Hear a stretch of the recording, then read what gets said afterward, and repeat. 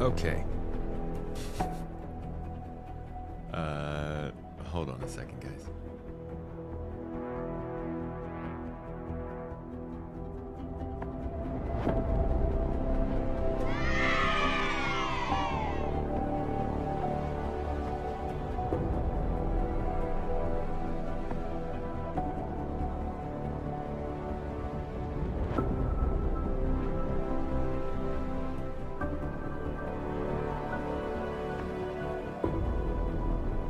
All right, switch it up. Get out of here. Okay. All right. I think we're back. I think we're alive. Chris, get your tiny hands off of our OBS. Maverick said.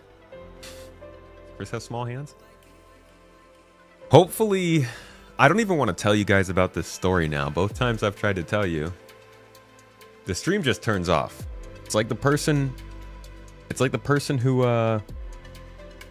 whoever it was that I saw make this argument is watching the stream. They work at Twitch. Their dad probably works at Twitch. Their dad's brother works at Twitch. He's very important there. He'll tell you everything important. But yeah, sorry for all that whole speech about consistency, and then we're out here dropping. My bad, folks.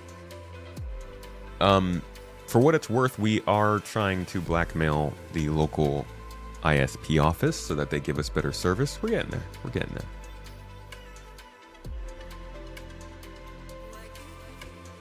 Is this live? Oh shoot, did somebody do the freaking socks command? You getting some socks? Mrs. Tomato. We don't need any more socks, Mrs. Tomato. We actually have a few pairs. Although this is a great time for socks. Great opportunity to hawk some toes warmers. If you like your toes, and you like to keep them warm, and you can't remember where they are, the Space Tomato socks, custom made, color threaded, nice and tight and gripping. They tell you where your socks are, and you get 2 pairs with every order. Great way to support the channel if you'd like, and they'll keep your toes warm through Christmas. Also, yeah, the giveaway's still going on. If you want an Apollo, you will be able to get it. We'll probably close that giveaway here in the next week or so. And I guess since we're doing it to finish off the housekeeping, the subathon that we wanted to do next week, we are going to move into December. There are a multitude of reasons for that I won't go into, but it will be a much better ordeal in December, I promise you, and we will be able to go for much longer than we would have next week. So you'll hear more about that. Just want to let you guys know that so you're not changing around your whole weekend getting ready for this big, cool, fun time. You know, watching this guy lose his mind on stream for 48 hours of Star Citizen is obviously one of the better things you can do with your time. But we're going to do it in December. Just to let you guys know. Too hot where you are for socks? Dang, man. Where you at? You don't sell socks out there? Kelser, good to see you in chat. Dude, you had to restart your stream PC, but OBS was dropping frames uncontrollably. I hope that's it. I would much rather it be something that's fixed by a restart than, hey, AT&T, can you come out to our house? Yes, Vassen. It's going to be bigger, longer, and raw. Absolutely. Merhaba Uzay. Domates. Merhaba, Infinite Reach. Thanks for joining us. Okay. I'm going to try one more time to tell you guys this anecdote I saw online, because it's funny, okay?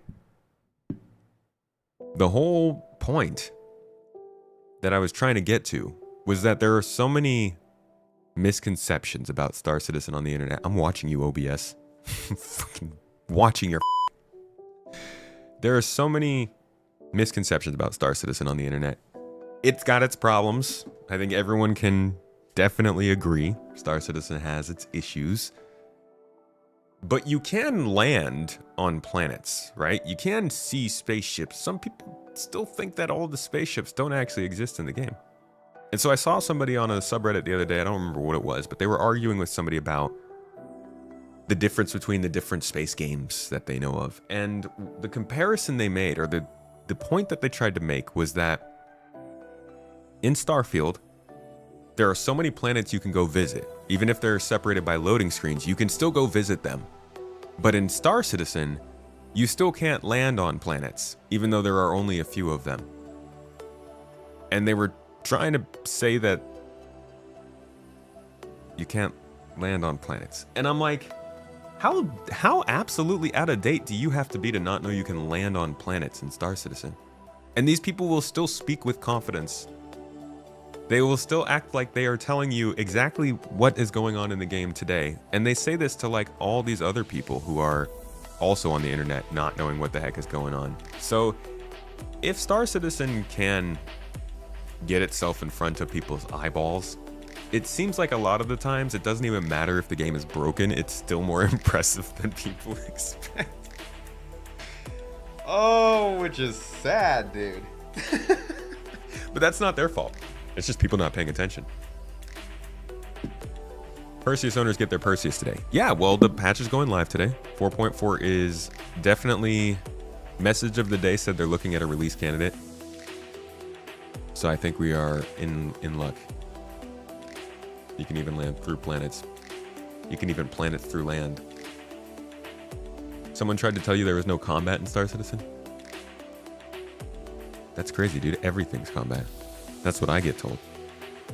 It's all combat, all the way down. Actually, we're going to be talking about some economy stuff here.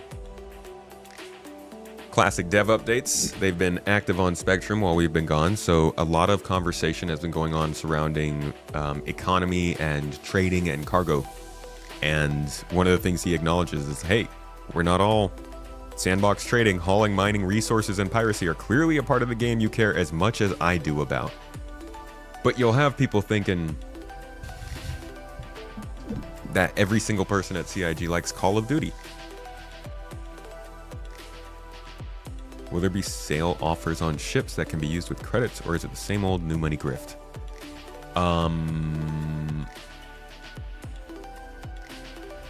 I don't know exactly what you mean. I don't think they mark down ships ever. I'm pretty sure they just put things up to be able to buy, but I don't think they're... I think the only thing they ever mark down is starting packages, like game packages.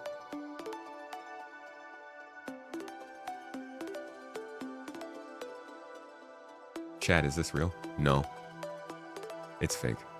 It's all fake. We actually, yeah, we don't know. While they do have... While the message of the day said they're trying to release 4.4 today, doesn't mean that it will. Oh, I see. You're asking if it will be at IAE or in the patch. Okay. Is anything in PTU right now? Any of these ships? Should we jump in to check any of them out? Or are we waiting for live? Props to them if they waited for live. I think that's a good move. As much as it's fun to try out ships in the PTU, it's really nice to release them in live and see the reaction overall. Did you read your Spectrum post on agricultural ship? Could make an interesting discussion. I don't think so. I don't spend too much time on Spectrum, not gonna lie. If I want Star Citizen discussion, I will go on the subreddit, but generally I'm getting most of my hot takes from the Garden Discord. You guys keep it entertaining. Game packages, yeah, they'll discount game packages. I'd be surprised if they didn't already have one discounted. Usually they're like doing one of the $60 ones down at $45. The hypothesis that everyone's opinion is important and valid is quickly undermined by people's opinions.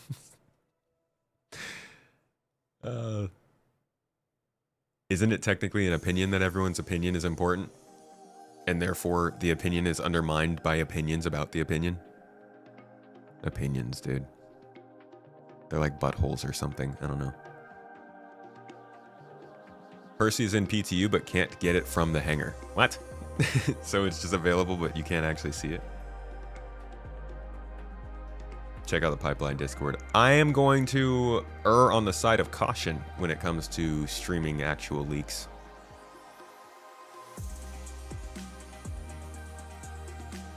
Hope Polaris owners get the overhaul needed after seeing the Perseus. Oh, the freaking Polaris is already getting calls for overhauls.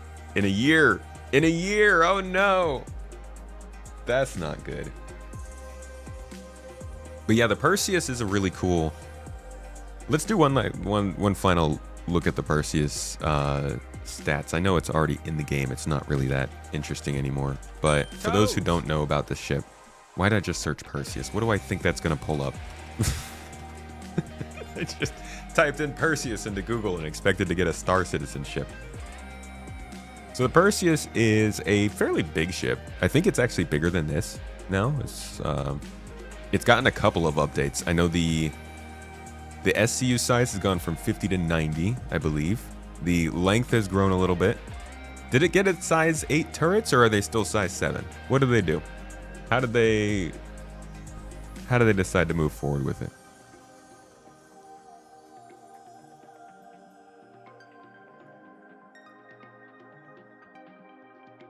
Size 8s. Okay, so the guns are updated to size 8s. You can launch torpedoes in any direction because it does have a torpedo seat in the bottom. And God, this picture looks so good. Does it look this good in game? I haven't seen it yet. But this is one of the more pretty looking military spaceships I think I've seen in any fiction. I really like the design of it. I love the look of it. I don't think I'm going to be a huge fan of a Perseus. Because I don't need... Well, I shouldn't go that far. I might actually find a need for something like this. It really depends on missions, all right? That's what is kind of bugging me. 4.4 is releasing with Nyx and the Perseus. And to be quite honest, we have the Polaris and the Idris and the Reclaimer for those of you who are adventurous. We've got tons of excuses to have more interesting ship combat. It still feels like it's hard to find consistent large-scale ship combat, but maybe that's because of my reputation. Correct me if I'm wrong. I'm not sure if they've made a case for this ship. In 4.4, they really could have dropped in some cool patrol missions in the Nyx system that are all about patrolling for like larger ships rather than the basic stuff we're doing. But I feel like I want to love this ship, and I really want to maybe not get one, but like command one and use one with the group, with the friends, go out every week and do some kind of fighting in this thing. But I want more reason to. I really want to get into that, basically what they were talking about with the tactical group strike force stuff that's coming to Nyx later this year. Like, it's going to happen, but it's not quite there yet, at least that I know of. ERTs will be a decent use of this. So that's bounties, right? I don't know, man. Bounties are cool. They're fun. Not going to be taking out anything smaller than a Connie. Does this not have very many anti-fighter turrets on it? I guess they could probably get away at this point now that we have engineering. It'll be different. Some of the ships you fought in the current, even at 71k each, were tough to take them all on. You're not wrong. You're not wrong. I guess it's not so much the challenge, but the fleet of ships that you're going after. So I would love to have contracts where I'm going after like a Hammerhead and 2 constellations or something. But like consistently, yeah? So we can have an Idris with a fighter squadron on it, 2 Perseus, and maybe a couple of bombers. And we could just get that group together, go out to Nyx and run like 8 missions that we know will challenge us as that group. That's Ghillie 7. I need more of that. Ghillie 7 is great. I need them to do that again in other places. Like they did with the... You know how they brought in the mining outposts in space and then they were like, this is basically where all your ship combat missions are taking place. They got to do that now with the larger scale ones in Pyro and Nyx. I would love to see that. Maybe it's already there. If it is there, please stick it into my nostrils and make me snort it up, because it might be fun. We're going to put this through its paces for sure. Probably tomorrow. I'll stream tomorrow, I think, because if you know, I don't think we have anything. Since the drops are starting tomorrow, we'll stream tomorrow. We'll get a group. We'll go in with the Perseus. We'll test it out and see how it flies. I hope this is like... an opportunity to grab onto some real gameplay that I can stick to. I feel like I still jump back and forth between gameplay all the time.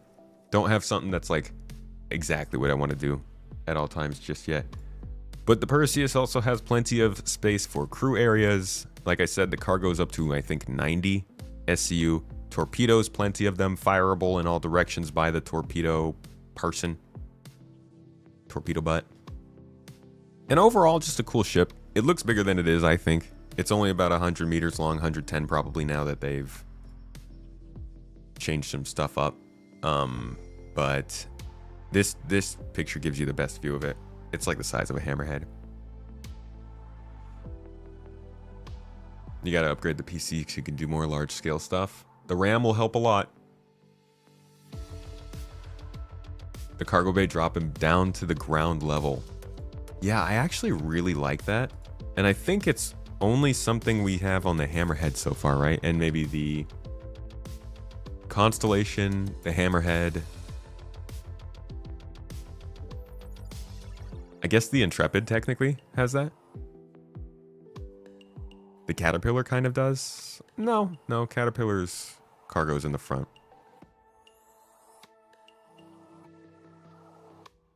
It's a very cool design. And yeah, it gets me excited for the Galaxy. The Galaxy is the RSI big boy that I am excited for. But the Perseus is arguably one of the coolest designs in the game. Now this picture looks a little different. What is this picture from? I guess this is just an updated shot. Look at how much different it got. I'm so dumb. I'm just realizing they released a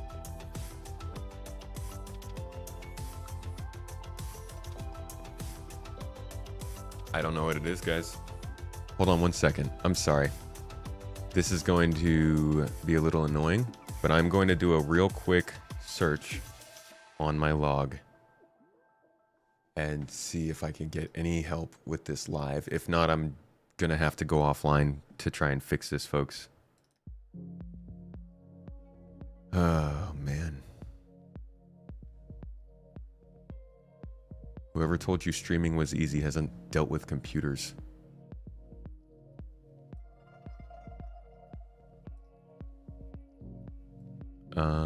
Let's see. Socket send buffer. That was what, about 10, 1009. Where did we crash? Here we go. I'm just gonna go back 10 minutes. Copy that. Okay, so the way that they have it set up basically is you can go to the company's Discord and if I can find it, you can do a little, you can actually post your log into the Discord and their help bot will tell you what the heck you're looking at. So I'm just going to try that real quick.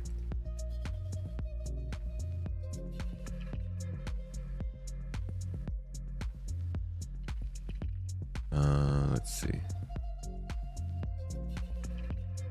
OBS bot project. Logs. Okay. Tools. Log files. Upload current log file. Get that. All right. OBS. Help me out, buddy. Warning, old version, 65% dropped frames. Yep, sounds about right. Hardware is good. It's telling me my CPU and my GPU are running okay. Mismatched sample rates. Would that really mess it up?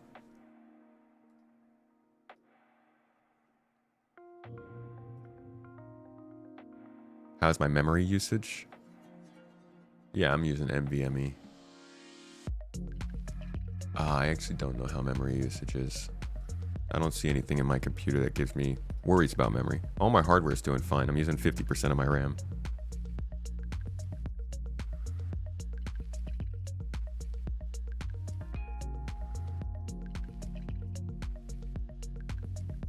And it is fiber.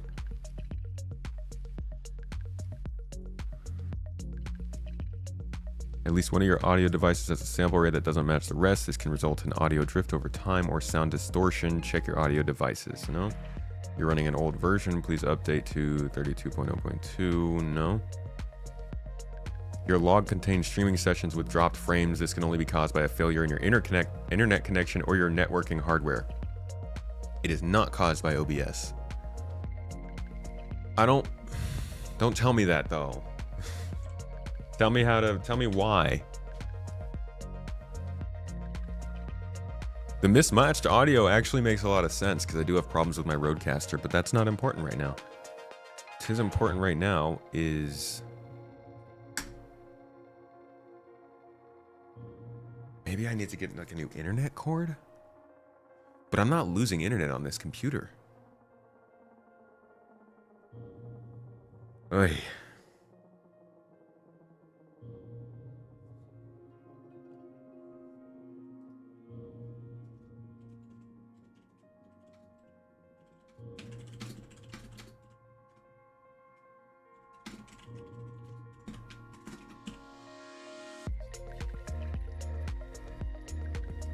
All right, I am trying one more alternative. I'm just going to post the login to ChatGPT and see if it can decipher anything for me. Could it be a Stream Deck thing? I don't know, man. The thing is, I don't see anything happening before it drops.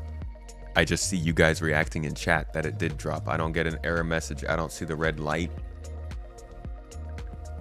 It's weird. ISP is having issues. There's nothing you can do. Yeah, maybe they are. It could just be the ISP.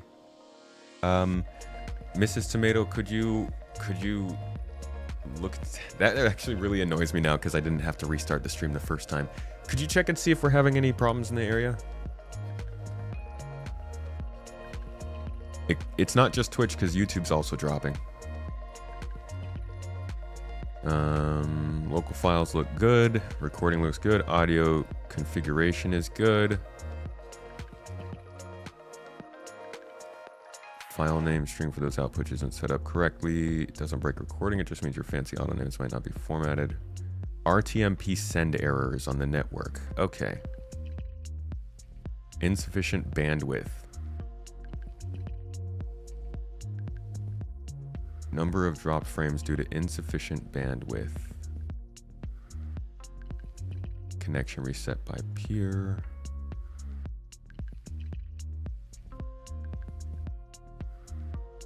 MPC encoder is fine. Upload path to restream is not doing well.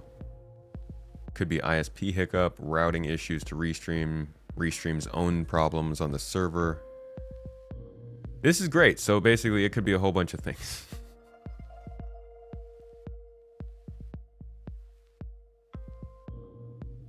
Dynamic bit rate. Change the ingest. I don't know, guys. This could be so many different things. It's kind of the problem with trying to track down problems with the stream is computer, your internet, their internet, servers. Who knows? I will continue though. We'll hold the line. You bet your we will. The line is gonna be held, whether it wants to be or not. But like if it asks kindly, we'll let it go, guys. Consent is important. Are we talking about some other kind of drops? Yeah, internet freaking drops. All right, let's get back to where we were. So the Perseus, they did something. They released some kind of a video somewhere, I'm guessing, that I just missed. And it has this shot in it. Is that what's going on? Is it this video right here that's playing in the background of the countdown?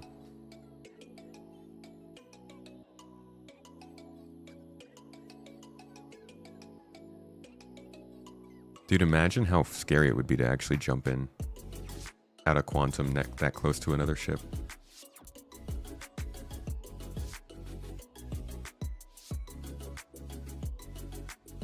Hey!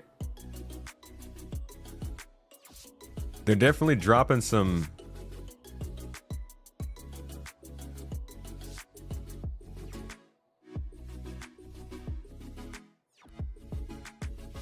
Cool. Well, I didn't see the video there. Oh, it was a leak video?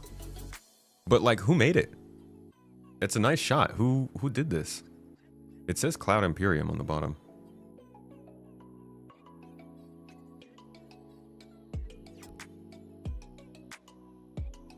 Is the Perseus coming out today?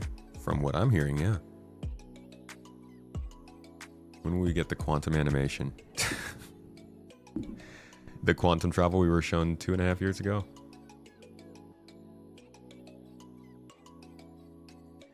You've done what a few times, Arctic Wolf, to increase your blood pressure? You know, you talking about increasing blood pressure just makes me want to have fries.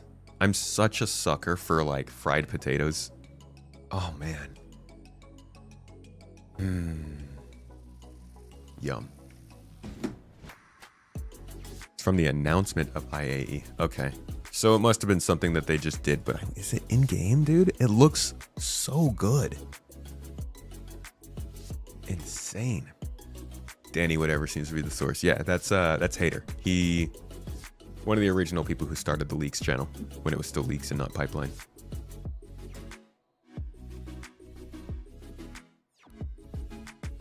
Who isn't? I don't know. Sometimes I feel like I have a problem. It's a good thing I didn't name myself Space Potato, because that would not have worked. All right. So it's been a little bit. It's been a little bit of time since I've gotten to look at Star Citizen stuff, but the devs have been busy on the forums answering questions from the community, and some of them are actually pretty interesting and about stuff that you'll probably care about because engineering is going to affect all ships. Probably not as much as you might think it will in the smaller ships, but it will. And the economy is very important, and obviously the devs really want to tell you about it. So first we're going to talk about this engineering update, then we will take a look at what he's saying about economy, crafting, trading, and players interacting with each other. So first up, a couple questions on engineering. The initial build mentioned that armor didn't make it in time. For the first engineering T1 iteration whenever it goes live, is the plan to implement armor by then or at a later stage? So he's asking if we're getting armor. I mean, this is now, yeah? For the first engineering T1 thing? We'll answer that one first. And before he does answer, he wants to say, thank you for all of the videos, feedback, and discussions around the engineering gameplay. It already helps us tremendously to improve the feature. Not as fast as I and probably you like, but it is important for us that we get a good base to build on. Should probably get on making a video about engineering. I'm very behind on main channel videos right now. I feel like the main channel video... Never mind, I won't talk about that now. The second question. I have the same question for the Fuse rework, which is, in my opinion, a great change. And he said, thank you for asking that since I saw already some posts. Oh, I'm sorry, I didn't even answer the freaking first question. He said, I cannot promise anything here, sadly. We are currently focusing on getting the flow right for engineering. That means damage, fire, and repair is our main focus to get a nice mix of good gameplay and fulfilling the Star Citizen fantasy. So until we are happy enough, in quotes, we won't add anything new to the mix. Reason is we really need to focus on as few things as possible to not water down the feedback. That's fair. Yeah, that is fair. Get the armor in afterward. Make sure engineering actually works, but also engineering depends on armor, so they'll have to rebalance it anyways. The next question was again about the relays, and he said, I saw already some posts and IC reports around relays, so let me clarify. What you see here is what we want to go forward with. He says, relays are still the connectors of all ship components. But if you lose all the fuses inside of items, items will not lose the connection anymore. So basically, they're not a fail point. They're just a throughput. The main reason here is that some ships are just built in a way that the relay that connects all items or is critical are just too easy of a target, hence we did decide to rework the system. Can you find a more clear example of the Star Citizen problem than that? That is, this entirely encapsulates the biggest problem that Star Citizen deals with, and it is that they built the spaceships that fund the game, and sold them in order to fund the features that would make the spaceships work. If they knew how engineering was going to work from a design standpoint when they first started making spaceships, this probably wouldn't have been as big a problem. And even when they did start working on engineering back in, I think, 2020, they were still of the mindset that there would be relays in all the ships, right? That we would work through this system. I can take you back to that. It's really not hard to find that video. I can find you the spot almost exactly where it would happen.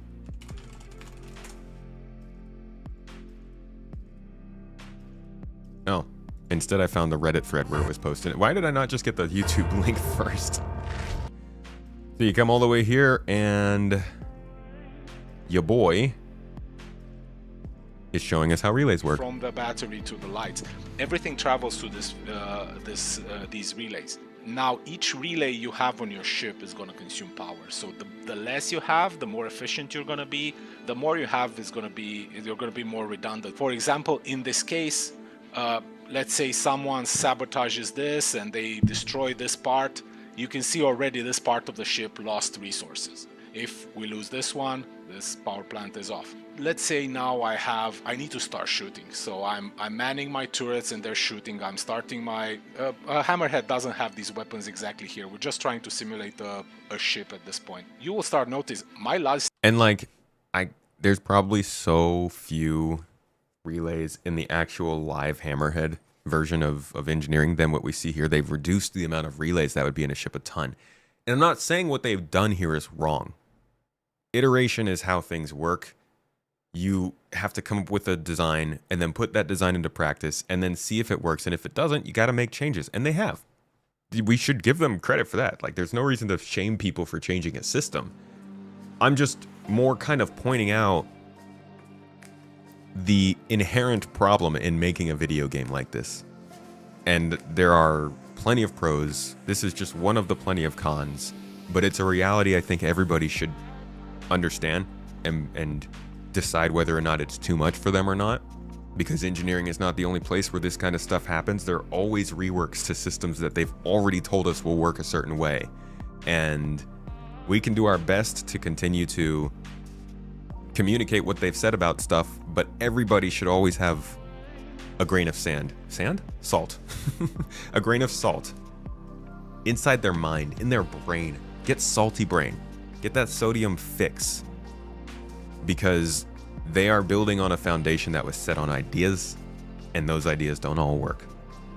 That is a tough reality that I have come to over the last couple of years, and I think this is probably going to be the source of a lot of people just like, nah, nah, nah, nah, nah, nah. Like, you guys thought it was going to be great, now they're making concessions, which it sucks, and they do have to.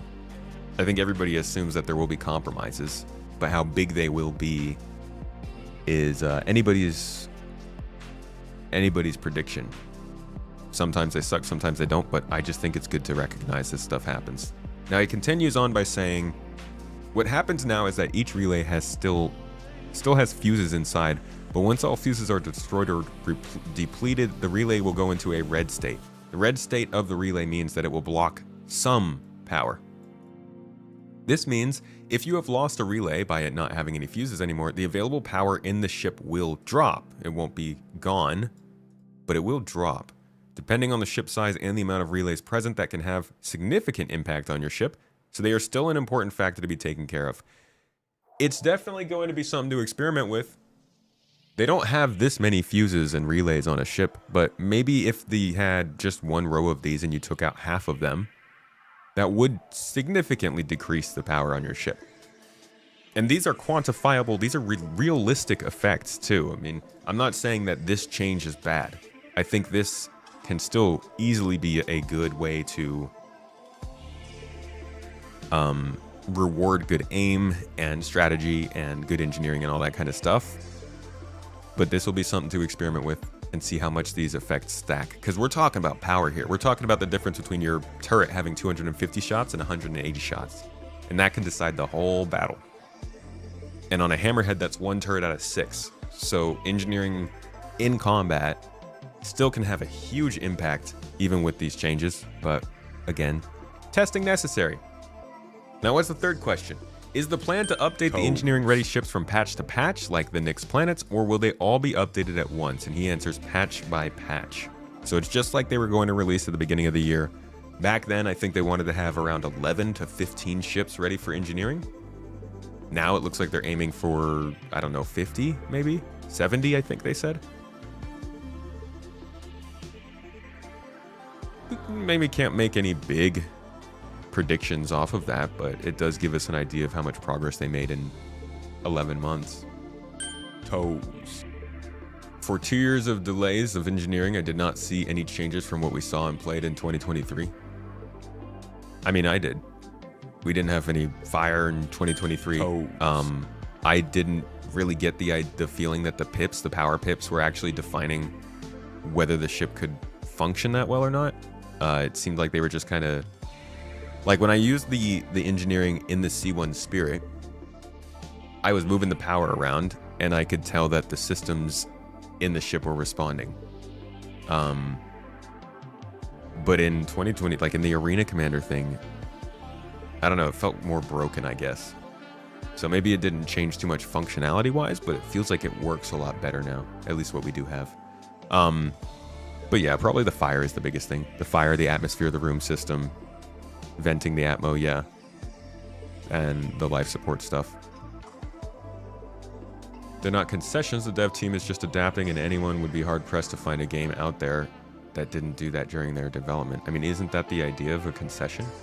It's just adapting to realities.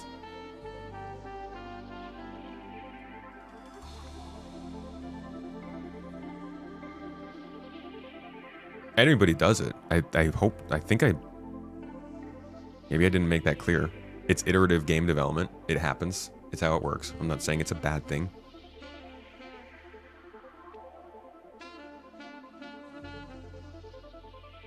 Current tech preview had 70 ships. Cool. If they released engineering as part of 4.4 today, it will be applicable to around 70 ships. Right. So they'll probably get more by the time we get engineering. Maybe like 80, 85 ships or so. So good questions, but the conversation continues. Mentioned that this is a great reply. We could get more guidance like this. This is what everybody always says whenever somebody says something good on Spectrum. Like, if we could get more of this, it'd be great. Yeah, it's called Spin Reports. Could we get confirmation that the time to kill for components in the current test is drastically different to the intended live balance? That might help alleviate community angst. Community angst, it's people making their own freaking angst, dude. This is what drives me nuts about engineering. They have said so many times, again, there's a video for it. There's a video for everything. Star Citizen, engineering, design brief. It's not the design brief, is it? It's the,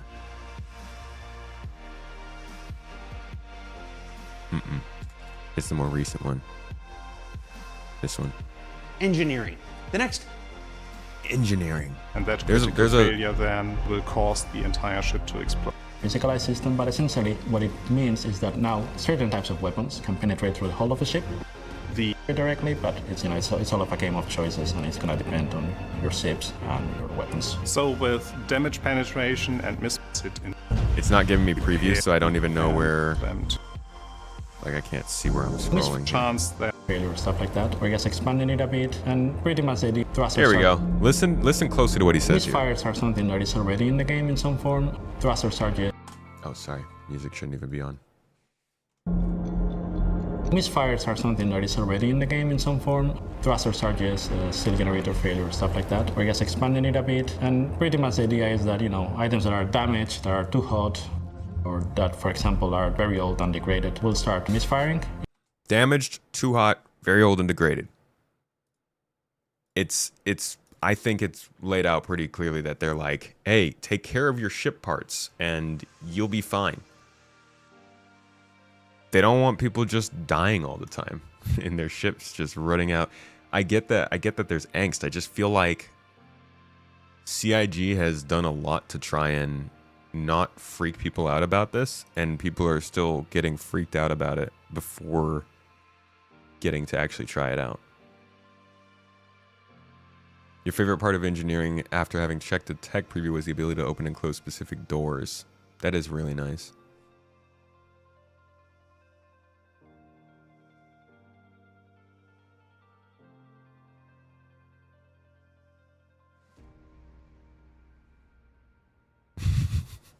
the regression. Yeah. Let's see. Just continuing on from this, I'm sorry. So the community angst. So far, engineering looks very promising. By the way, this really feels like a momentous change in Star Citizen's development. Yeah, agreed there. And not to target this guy about my whole rant, I just like the community angst is. It's kind of like it's like the community angst around item recovery, tier 0. How many people have continued to live with the idea that item recovery tier 0 is permanent? And you're like, dude, hold your horses, my friend. All right, his answer is, let me actually be very honest here. This will not be fixed with the armor system getting in. Right now, there is a balancing discrepancy I still have to fix that should bring the TTK with components to the level what we want to see. Don't get me wrong, armor will affect this once it makes its way in, but we prepared it in a way that it should work without it, but clearly it does not yet. So a little patience here. We are doing our best to get everything in the remaining time. Also, to answer your concern, yes, time to kill will change. The idea is engineering will increase the lifetime of ships. Which he's going to say this and it's not going to make a difference. The people who still panic will still panic. They've been saying it's supposed to increase the time of ships for a long time.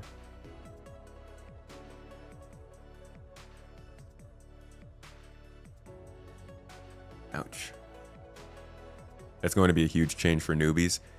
The best will be for newbies who get in before, like when these systems are actually complete. It wouldn't be near as bad if the game actually worked, right?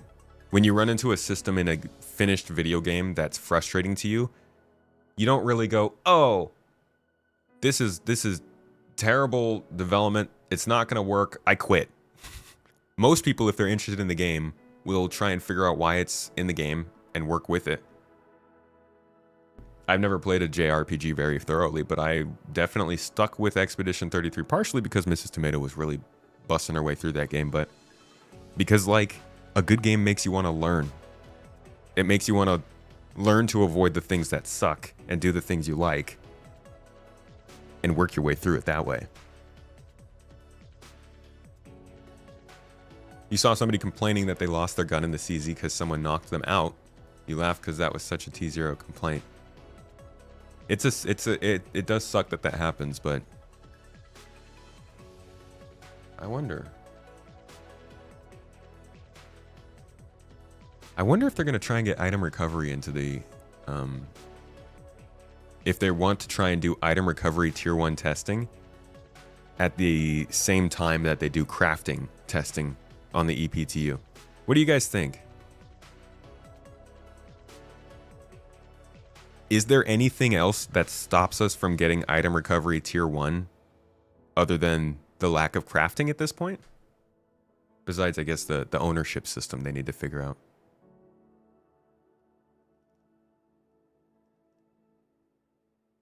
Expedition is so good. You finished it, Vastin? Hell yeah, dude.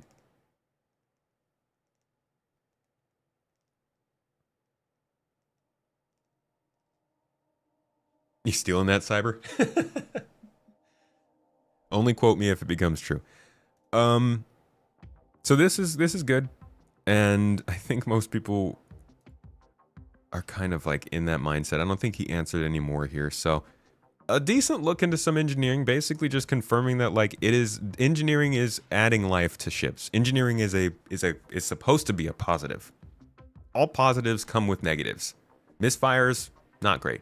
Maintenance probably can get annoying. The possibility of losing power for some reason, yeah, kind of sucks. But you don't get to benefit from being able to use weaponry in this game or in the world or in any situation without other people also having that benefit and you having to deal with the possible consequences of other people having guns.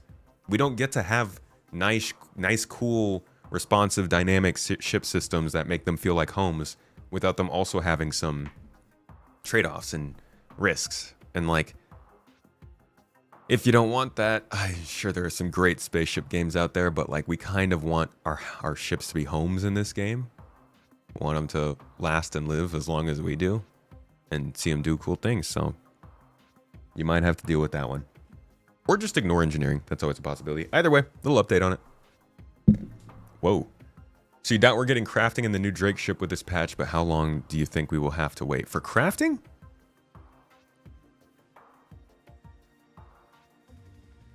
I'm thinking both engineering and crafting could be in the game by 4.6. Probably not in the same update. So there could be 4.7 as well. We could see like engineering in 4.6 and then crafting in 4.7. That would be a long time to see crafting, though. I feel like crafting is a 4.6 kind of thing. But I guess we're going to have to wait to see how it does in December if they do get it into December. And maybe, crafting is a simpler system than engineering in terms of how many things it ties into that are very bespoke and have to get a specific developer to come in and change those. Crafting is mainly based around some assets, not ships. So crafting might actually move through faster. Maybe we see crafting in 4.5. I also expect the new inventory before crafting. I think they'll come in at the same time. With the speed that they're working on with the inventory, here is my hot take. Now that we've talked through this a little bit for like a couple seconds. Crafting and inventory in 4.5. Engineering in 4.6. I think we are going to return to decent feature updates in 26. Just seeing how they're using the EPTU finally. If they stick to it. December is an important month. December this year is a more important month than most years for Star Citizen because they have to prove that they're using the EPTU for everything. You would expect new social tools before anything else. They haven't talked enough about that for me to have any sort of confidence that it's coming. At least I don't think so. Do I think that ship components will be a part of crafting when it first releases? I don't think so. I think ship components are going to be a pretty complex thing to craft. Maybe. Don't think inventory could be 4.4.x. I don't expect the inventory until we see it in the EPTU. Once we see it in the EPTU, I'll give it 2 months. Or maybe a month. But I think that's the kind of thing that we will get in the EPTU before we see it come into a live patch. And we are expecting 4.4 today.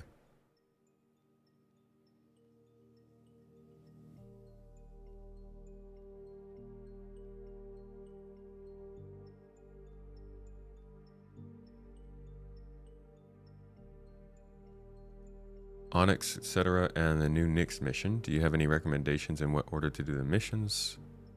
Oh yeah, do the Onyx ones. If you want to get the whole thing. Hey, Alan, thank you. Good to see you in chat, dude. Release the Perseus. Give me back my son. If I could hit the big red button, dude, and get you the Perseus, I would.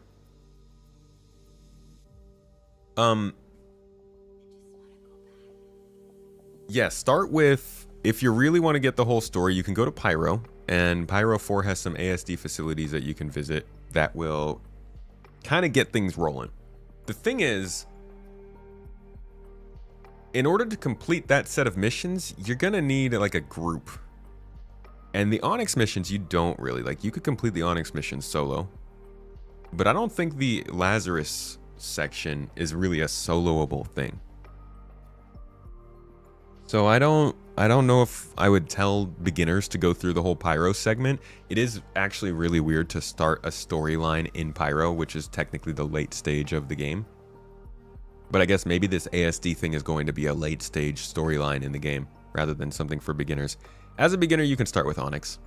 I think you can read up on the rest of it. The rest of it is basically just they're doing some stuff with some alien things, and it seems illegal. And then you follow that to the Onyx facilities. There. Got you all cut up.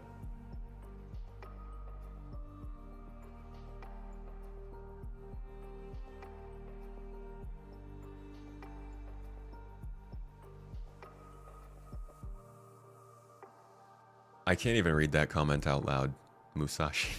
I don't know what the heck that means. There are going to be a lot of Perseus owner tears when they find out the Idris cannon one-shots it.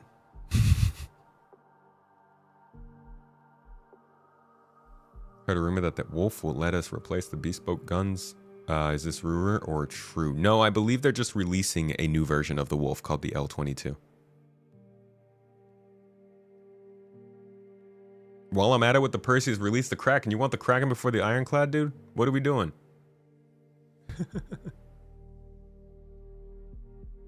Were the Hull C external cargo elevators working? I actually haven't checked that yet. I don't know. I would hope so. Okay.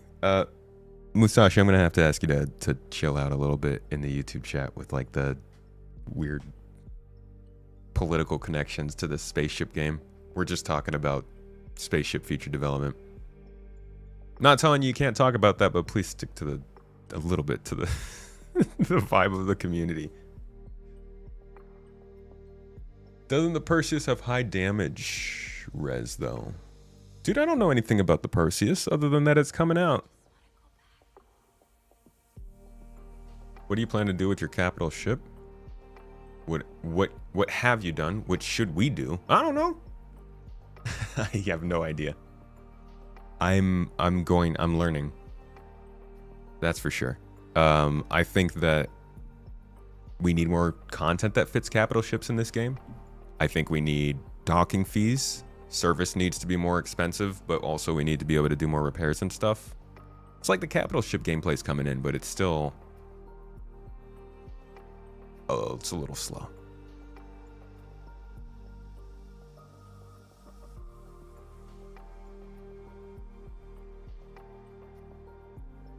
You'd argue that Onyx is better solo, no loot goblins rushing you through the facility on a run. Taking the atmosphere and the story of breadcrumbs, yeah. Benjamin, I actually agree with you a lot there. I'm not used to that because I don't play MMOs. I'm the kind of person who generally likes to take more time going through segments. Unless I'm really bored. I like to take it in, you know, especially in a place like the Onyx facilities, so I have to bite my tongue when people are running ahead a lot. But that's part of an MMO. It's generally why I stick to single player games. You gotta adapt to the way other people are playing around you. All right. So, the other update we were talking about today, my friends, is economy kind of stuff. It is mostly based around cargo hauling, but I think there's a lot of insight in this whole thread. It's a lot of talking between the dev and a couple other people asking questions about industrial gameplay, not combat stuff. We need some of that too, right? So we're going to take a nice long deep dive into this, probably with a couple of rabbit holes and rants, and see what's being said. Now the question starts out, why does Partilium get another nerf in PTU? Reducing box sizes from 4SU to 2SU doubles the amount of time traders will need to load boxes in both buy and sell locations, doubling the risk. The return on investment is 7 to 16%. After the nerf last patch, it hardly gets traded anymore as is, and this will basically kill it. CIG should be boosting return on investments across the board on all commodities. How is an extremely high risk 371 max profit getting nerfed? It is funny that we're still not dynamic, so like the pricing doesn't change if people aren't trading it, it just keeps going down. All right. Now there's more to this. There's more context here. I'm not gonna try and tell you that's all he said, but a lot of it is detail and sort of like, here's what I believe you should do, which is good. You should give your solutions if you're gonna give complaints. Toes. But I want to get to what the dev is saying. Dekshan, thank you for the 5 months subbed on Twitch. I appreciate you. Hope you're having a good day and a good week. All right, so Highlander said, I can speak some to the logic and plans behind the changes to commodity prices, size availability, ROI, and profit lines. Most of those numbers are what I focus on in the econ team. I'm also going to speak on these points to a level that a lot of people's eyes will glaze over and need to watch someone else to summarize it. I'm not summarizing it. There's a little bit of salt in that statement. As always, a lot of upcoming content that are in the works for Star Citizen will have a big scale effect on the overall goals of trading, sandbox resource gathering, and the economy as a whole. So any specifics I might go into here is only about the current state of balance for trade, not what they will be once other major features change that landscape. All right. So starting out, why does Partilium get another nerf in BTU? Now, I don't know how much it is worth, but they're saying they get 371,000 max profit in the best case scenario. And we don't know what ship that's talking about or anything. So I don't know how much it makes, but I guess it was valuable and now it's not so much. Let's see what he says though. You might not have noticed yet, and that's not a slight on you, I'm well aware of the current state of communication, information about trade goods and more. We actually clamped down on all commodities in terms of the availability sizes this patch. Not specifically Partilium. What you will find is that aside from a few special exceptions like Osolian hides, most commodities will fall into the following brackets in terms of availability. 32 SCU and 24 SCU, some outposts can't support 32 SCU, 16 SCU, 8 SCU, and 2 SCU. Oh, so they're not using 4s or 1s. The value per SCU goes up the lower the bracket. It's actually intended to be a pain point for ships with excessively large grids to try and fill up with crates that are below their bracket range. We don't outright block them, of course, this is a sandbox and going outside the limits is allowed, but a good sandbox does have friction and makes the world respond the way when you try to push the boundaries of the normal flow. That is absolutely correct. And I think this statement from the skimming I've done afterwards has put even more fear into people and made some not, I would say, the most this guy straight up deleted his comment. Not the best kind of comments and reaction, but basically he does clarify on this a little bit more what he means by the fact that smaller ships will have those kind of balances. So we'll get to that, but I do think that there's got to be small scale cargo hauls that make a lot of money, high value, low quantity kind of things. All right, he continued on by saying CIG should be boosting ROI across the board, and the dev responded, we actually did this in 4.4. Although since it's only the first part of a large increase to sandbox values, it won't feel quite as strong in just 4.4 as it will with the rest of the changes coming out. Most tradable resources in 4.4 now have at least some pair of locations that can get you about 20% discount on purchase and a 35% premium on sale in the perfect conditions. That's not quite dynamic, but that's nice to hear. So if you're doing your due diligence as a trader, in the current state of Star Citizen of 4.4, you should be able to eke out some trade lanes that are much higher than what other people are getting. He said 30%, 35% premium on sale. On top of a 20% discount, like you could find trade lanes that will make you a ton of money. The problem is, if it's not dynamic, as soon as those trade lanes get discovered and shared across the game community, they start to be undermined. And then it leads to too much money, and then it leads to some kind of nerf to that. And we need it to respond more to what's actually happening in the game than what the devs want to push us to do. Or else we'll just keep coming back to this, and hopefully they can talk about that soon. And we'll just keep saying that every month. Continuing on. Depending on how you calculate it, that's slightly above a 68% return on investments, taking any values with a grain of salt. There's a lot of layers of dynamic calculation that modulate the endpoint prices you will actually see in game, and literally every location has another set of values in place that can either add or subtract to those bands. Okay. Continuing on, the commenter said the ROI is 7 to 16% after the last patch, which is the best case scenario, and Highlander answers again, it's actually not. It's like, I got receipts. Partilium's locations do have some of those aforementioned modifiers that change the possible best return of investment to a 10% discount and a 25% premium instead of a 20-35. But the reason you still aren't seeing that benefit is that it's oversaturated at the locations. The more players focus on a single commodity, the worse those places' prices get for all players. Oh. That's part of the current working effects of the dynamic price changes based on demand. Okay, so we are getting some demand changes. I know there were some slight changes, but it's nice to see it acknowledged, I guess. So, that's great. In that case, maybe we don't run into that problem where everybody floods into these trade lanes and it loses its value. Maybe it literally does go down in price and people start going to other places. That would be, that'd be good. But it is nice to be talking about trading in Star Citizen, and we are looking at actual trade routes between outpost cities, space stations, and different star systems. We're looking at tractor beams, mech tools, and ship tractor beams being able to use to move all these boxes.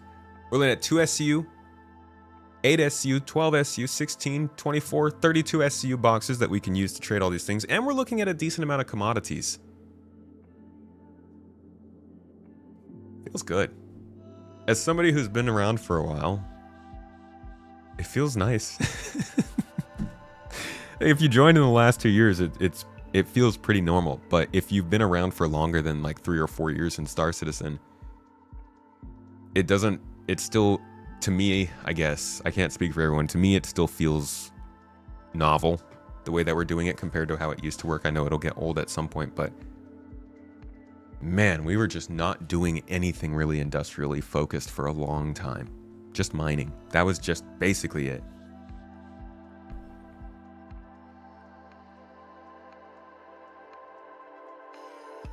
If everyone focuses on Pertilium, for instance, even that reduced potential 33% return on investment can drop all the way to 7 to 8% return on investment. This leads us into the reason that Pertilium got hit in the prior patch.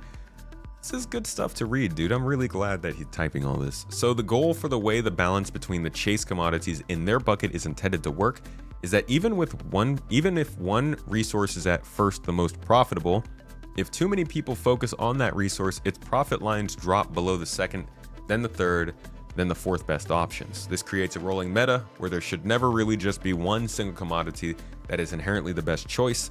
That's healthy for the game, and it makes the balance between other traders and pirates a lot more of a mind game as opposed to just camping the specifically best commodity. For example, in the 2 SCU bracket, the second best option behind Pertilium is Diamond Laminate, around 84,000 credits. Before the nerf of Pertilium from 190 to 90,000 credits, at 190, no matter how many players focused on Pertilium, Diamond Laminate would never overtake it as the best option. This isn't healthy for the sandbox as a whole. It becomes the only thing worth trading, and all the locations you can get the Pertilium become death traps, which they absolutely were, and still honestly are a bit more than I'd like. That's the motivation behind why we dropped Pertilium to a closer value for its bracket.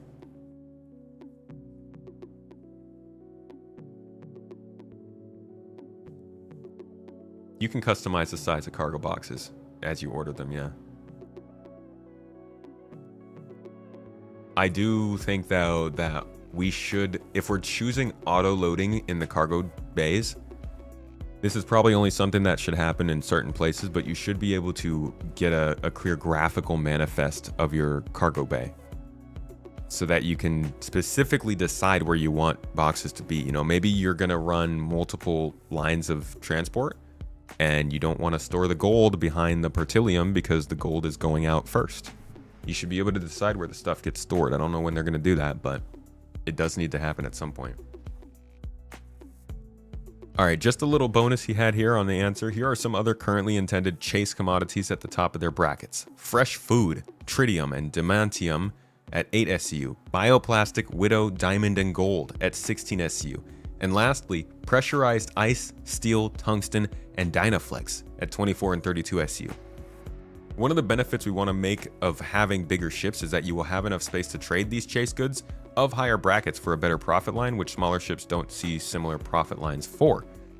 Making these brackets a bit easier to quickly identify is one of the reasons we chose to shift many commodities like Pertilium to 2 SCU as well. So that's the points I want to clarify for why we decided to bring Pertilium in line with the rest of the goods. Now let's talk about the parts where you guys are right. I like what they're going for.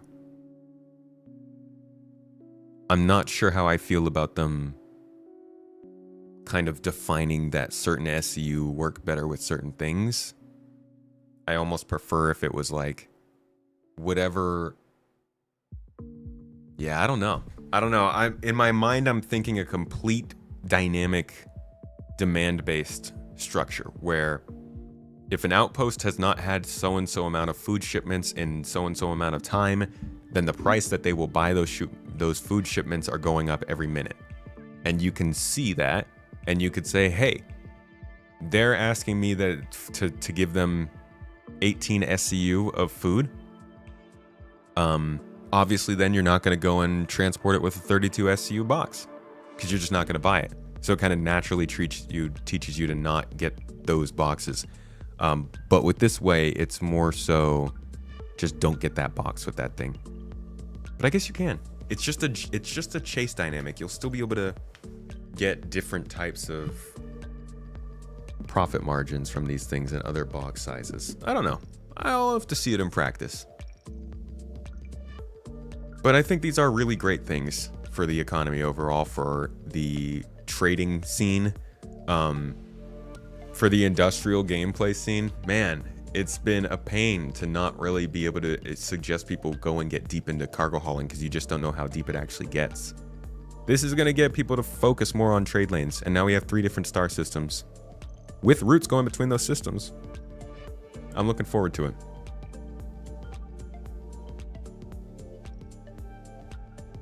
Yeah, the massive boxes will be simulated too.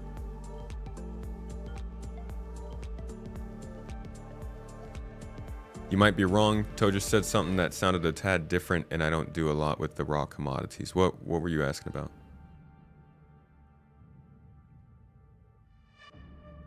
People are complaining, saying that the price buff will ruin the game's economy.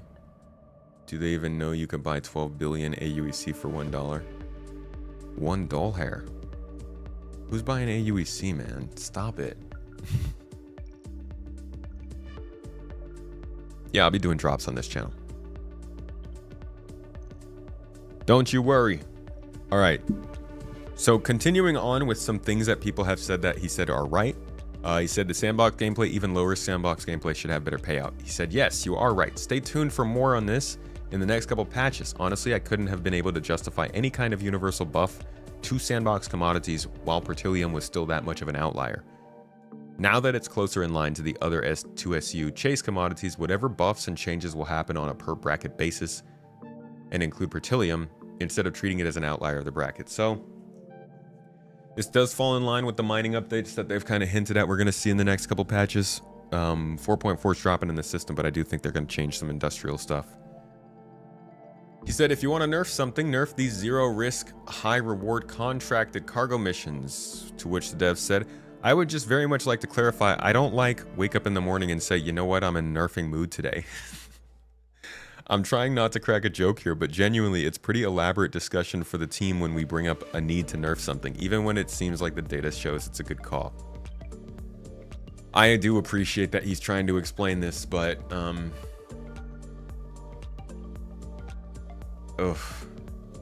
that's an uphill battle.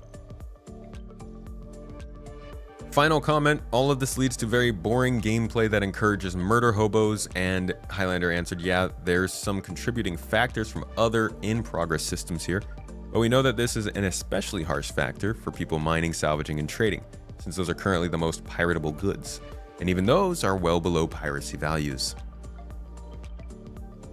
He just basically acknowledged it. Now, somebody else came in and they said something angry. Angry enough that the comment is no longer there, but he did reply. And he replied to just one statement. They said, we're supposed to be punished into lower tier commodities. And he responded, shouldn't really reply to this kind of comment, but I'll give you some clarification because I wasn't clear enough. No, you are not punished for having a bigger ship. The goal of each bracket of commodity is this. A ship that can carry 20 32 SU crates will make 20% more than a ship that can carry 20 16 SU crates, which makes 20% more than a ship that carries 28 SU crates, which makes 20% more than a ship that carries 2 SU crates, which still makes good AUEC, since, as you pointed out, they have invested value into a risk of their profits. The goal here is that the ship that carries 322 SU crates isn't making 16 times what the smallest ship is making, but they are making more. Each time you buy a bigger ship and move to a new bracket, you should be able to pick if moving up and making a better total volume is better for your ship size, or if you should continue to compete at the lower bracket to make the best money. But the lower cargo grid ships will not be able to access the same total volume per hull that makes the largest brackets worthwhile. Even if there's enough total supply and demand that moving 4,000 SU of steel at a time is valuable, the requirements of a grid to really hit that price point is too high for ships of only 100 SU. Okay, I missed that last sentence.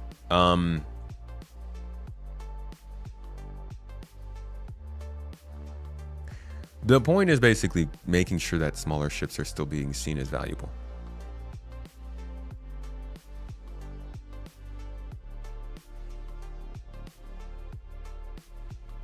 He's trying to make an excuse for no economy. What do you mean?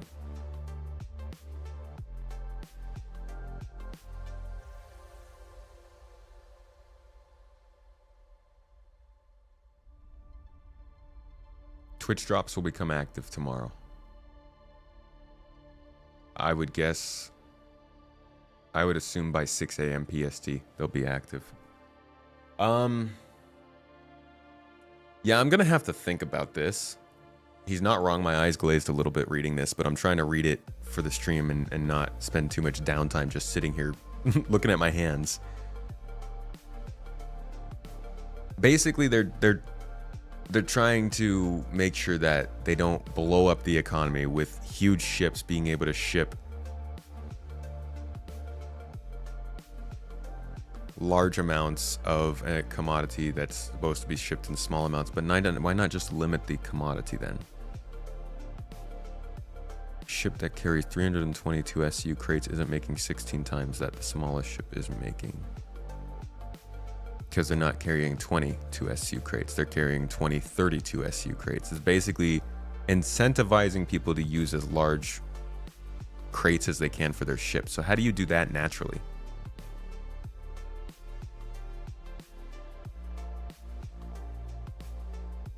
This makes it sound like bigger ships are being punished by the SU size. I mean, I guess they're being punished by being able to carry that SU size. It's not like they can't still carry the same amount of 2 SU crates as the small ship. It just won't be as efficient because you're using a big ship. Right? This isn't saying a ship that carries 32 SU crates can't carry an 8 SU crate. It's just saying that that ship is only going to be able to carry as many 8 SU crates as what that business wants to put out, right? It's kind of pegging the pricing more to the crate size a bit, and that's why he's talking about up here how certain crate sizes are better for certain commodities. Shouldn't take a C2 full of 2 SU crates. You shouldn't. But you can.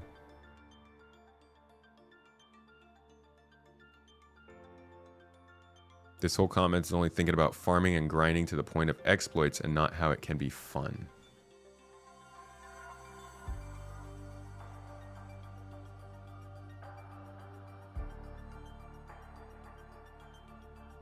The logic is really dumb. It is overcomplicating things. They need to find another way to balance the economy. How is it overcomplicating things?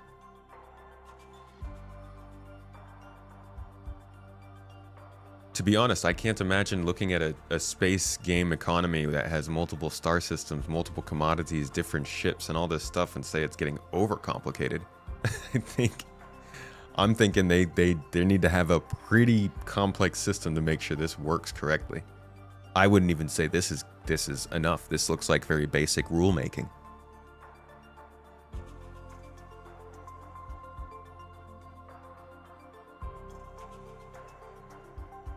Higher price commodities will only come in smaller crates. Loading a big ship full of them will be cumbersome.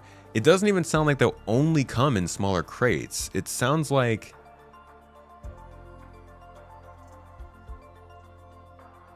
they are just priced out better for those crate sizes. Like you can still get fresh food I don't know what a chase commodity is, but like maybe you can still get fresh food at 8 SCU. It's just that you make better, or 20 at 24 SCU, you just makes better profit margins at 8.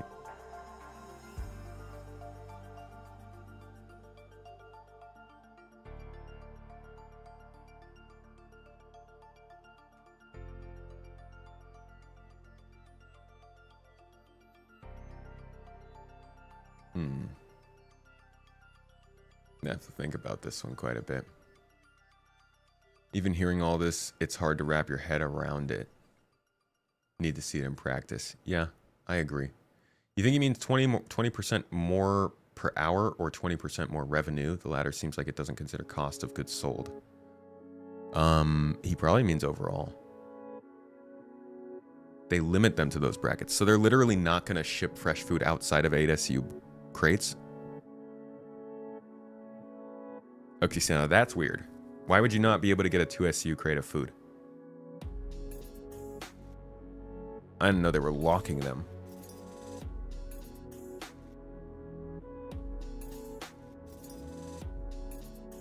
In what world does it make sense to give you a 20% increased profit when you move 200%, 300%, 400% of the goods? In a world where you have to balance unrealistic economic practices with human behavior, I would guess. As much as I would love for it to work like the real world, it's not going to, because you don't have the same risks. So I could see if they have to do things that wouldn't necessarily make sense logically. But I'm also thinking there are alternatives. This isn't the only way to do it. And I would love to see them have a talk, hopefully on some Star Citizen Live, maybe 3 or 4 years down the line when they start doing those again. Sorry, that was hyperbolic. I would love for them to have a talk, though, with the econ guys, where they can talk about, would it be better to do it like this, or to have it be naturally limited by demand? How complicated would that be? If you want to take a big ship and use that, you're going to have to load the small boxes onto a larger grid.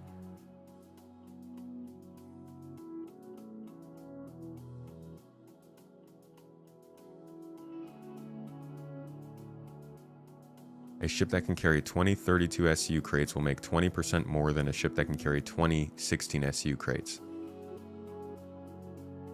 That's a 15% difference, no? So he's saying 50% more cargo, 20% more profit.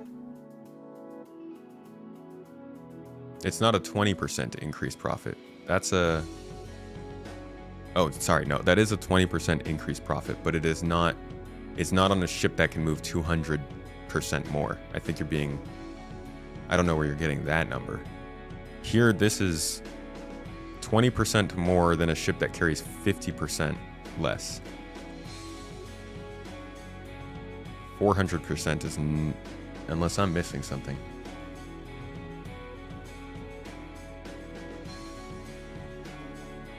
Am I doing math weird here? Are you referring to this? The ship that can carry 22 SU crates?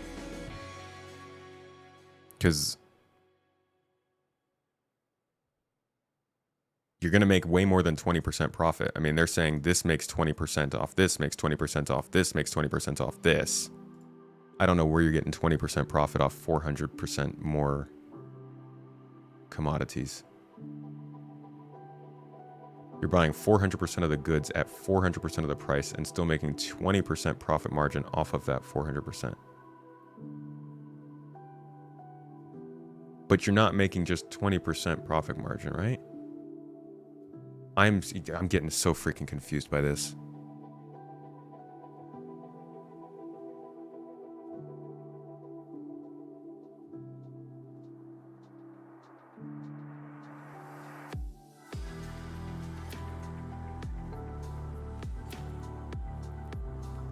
Be limited by the seller's inventory. Well, that's what I think it should be. The seller's inventory and the buyer's inventory would be what's limiting your buying potential. That's not what he's saying here.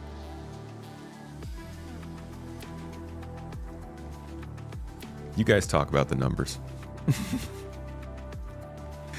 Oh man.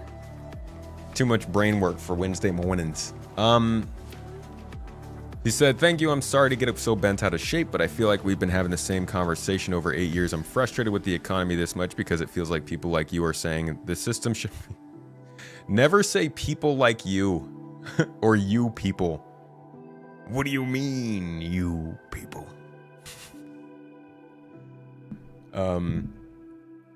People like you are saying the system should be nuanced so people make choices based on their risk assessment and capability, and then we get no tools to actually be able to interface with those systems. Well, that's another problem all on its own. The freaking, we don't even know what prices are. That's a whole nother problem. All right, so he goes on to talk about Jumptown. It was popular. What happened to Pertilium?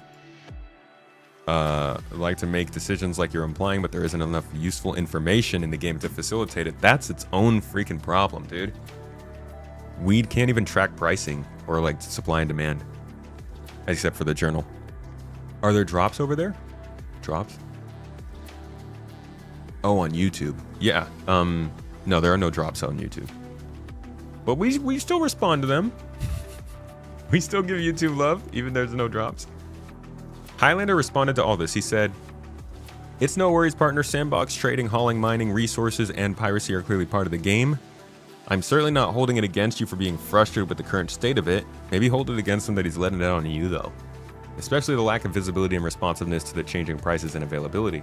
A lot of your positions are similar to ones that we have been pushing behind the scenes. Jumptown was a blast for everyone and had some of the best emergent moments I can remember. Somebody asked, why is there no Jumptown since 4.0? Oh, this might be an interesting answer. We talked about it specifically at those same locations. We even gave it a quick test, but the main issue we have is that post-freight elevators making something free, using the physicalized cargo system tends to just mean I buy all of it at once for 0 AUEC and then leave it in my location storage and don't ever bring it up the elevator until I'm 100% sure I'm safe. That, Anything we tried... Another thing we tried was the Osoian hides, which I actually think was gone rather well, even with how insanely limited that inventory is. It's basically permanently run with high levels of conflict. More routes like that might be beneficial. Anybody's trading Osoian hides in chat? If you do, shame on you. Then you're literally skinning some alien species that we're not supposed to be interacting with and selling their hides on the black market, just in case you didn't know.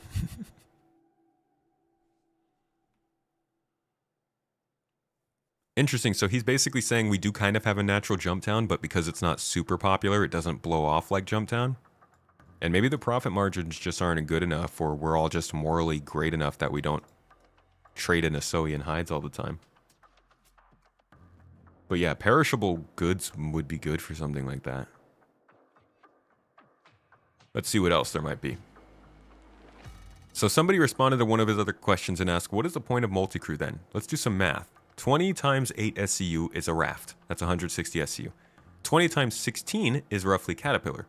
I know Cat can load more, but realistically nobody's going to bother to fill an entire Cat. just discredit it. Caterpillar has a minimum crew of 2 or a max of 4, as per the CIG page of the ship. Never go off the page of the ship. I mean, I know we quote it sometimes, but you're in a bad place if you're using the ship matrix of lies to determine value. If you take the trouble of loading a Caterpillar with 4 people, you'll get 20% more total money, but you have to divide the money by 4. From a basic 100,000 return on investment with the raft will get either 100,000 or 50,000 per players. Caterpillar will get 60,000 or 30,000 per players.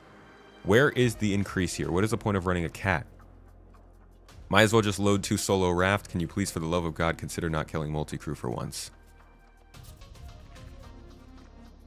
I feel like they probably considered it. The hyperbolic statements in these questions would drive me actually insane as a dev. I get triggered too easily. The way that they talk to them. Oh, man. It's very internet comment style. It's like we got real comfortable in the last 15 years or so with just kind of saying whatever we want on the internet, because for a long time it was just kind of, it didn't matter. Like, social media just taught us to say the most low effort statements to each other on Twitter, on Facebook, on Reddit, MySpace, whatever it is. But then now the world has moved and the internet is no longer just like a social hangout, consume kind of space. It is a professional space where everybody has an identity and stuff. And people still talk to people like it's an anonymous forum where you can, I guess this is kind of anonymous, but like these people aren't anonymous. They're at their work. For the love of God, consider not killing multi-crew for once. Like, it's not a bad statement. It just loads the conversation for no reason at all other than anger. And it's cool to be angry. It's just these kind of statements I don't know. I think it must be discouraging. He answers it though, and maybe they just grow thick skin. I know. Bootstraps and all that stuff. Don't get me wrong. Like, you gotta be tougher to be on the internet and stuff, but I just like decorum, you know? This leaves a specific place for multi-crew actually, he says, because of the existence of down trading. Remember how I said we don't hard limit the brackets? We just make it harder to safely and efficiently load ships with those goods in a timely manner? See, here he is saying they don't hard limit it. Are you sure that they don't put those things in other SCU box sizes? Because he seems to be trying to say you don't have to use those box sizes. Just make it harder to safely and efficiently load up ships with those goods in a timely manner. Or is that saying we keep them small so that it is... I don't know, I can't read, dude. If you have some extra people along with you, then you can overcome that barrier pretty easily. So, sure, it might be a pain for one reason to load a cat with 48 SCU crates, even if you have to grab 2 to 3 different commodities in that bracket. It might even be dangerous... Yeah, commodities in that bracket. Okay. It might even be dangerous for a solo player and a cat to do that. It could take them like 20 minutes. But if you have a crew, then you can start venturing more into more risky and lower brackets of cargo, then you should be safe trading on your own. Lower brackets, because you're taking more boxes. And if you have a crew or have hired a guard, for instance, you also have protection against the treasure ship scenario, which would be if you have loaded up so much high value goods on your ship that you become the golden loot box for all the pirates in the system. You are much more free to do that if you have guards, and you can pay them part of the excess value you are getting from down trading. He didn't really define down trading here. Just trading in smaller boxes. Also expect that you will be making enemies of all the small ships trying to trade there because you are a big fish invading their small pond. A one crew caterpillar trying to compete and load up at a small outpost moving a few different 2 SU bracket goods is going to get obliterated, partially because of how long it takes you to solo load it. But a full crew cat with maybe 1 or 2 guards, you might be able to do some of that dangerous down trading, and sure, you might need to stop at a few locations to load up, but suddenly a ship of 4 to 6 crew running low bracket goods, it's incredibly high risk, but if you're willing to go against the grain, it might be worth it.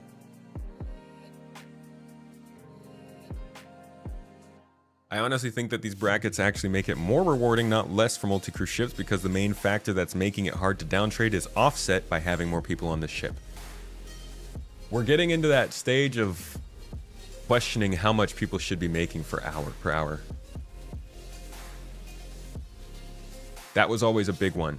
It was like, yeah, okay, you're buffing these commodities, you're making this stuff cost this much, but how much am I supposed to realistically expect to make one day? And it seems kind of like that's where he's starting to push us. They are starting to push here, but I don't know what comes first. The lowered pay? Or the more risky stuff? Like, do you bump up the money to get people to take those risks and try out the multi-crew and learn that it actually works first? Or do you do something to make it obvious? He's telling us this in a Spectrum post, but how much of this information is going to be made clear to regular people versus they have to discover that through either finding a YouTube video or looking at a guide or learning from somebody on the job?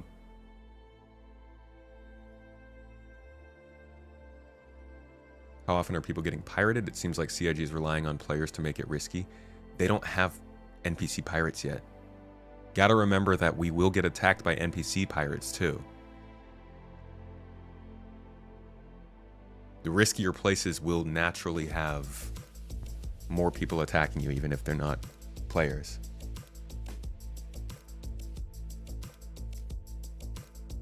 You should not be rich hauling after a day or two. That is true. We're pretty spoiled on being able to make a ton of money very quickly in Star Citizen. This escort argument has been beat to death. I don't even think we have gotten it to the point, like the horse hasn't been born yet, you know? We could beat it to death, but until the game actually plays in a way that I even care about getting an escort, I still don't care about getting an escort. I'm sorry. I will go and I will fill up my freaking ship. I don't know what can I trade with? Let's just say a C2. I'll go and I'll put a bunch of boxes on a C2, and I would genuinely rather take the risk of getting attacked than go through the trouble of hiring somebody to escort me. And that's just because I don't care enough. But at some point I will. At some point when I feel like it's worth paying, and like I know if I don't pay then I'm in trouble. But then people complain because there's too much difficulty. I don't know, man. This is why I'm not trying to make an MMO.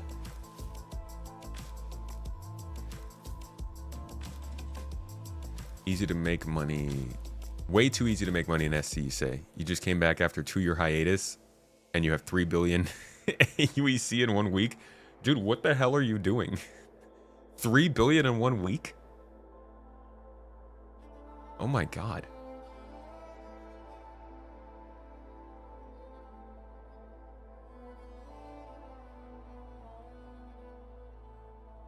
Wish they would define the consumption rate of various commodities at a given location and then let the supply and demand of any given commodity be determined by it. You sound like you're asking for quantum.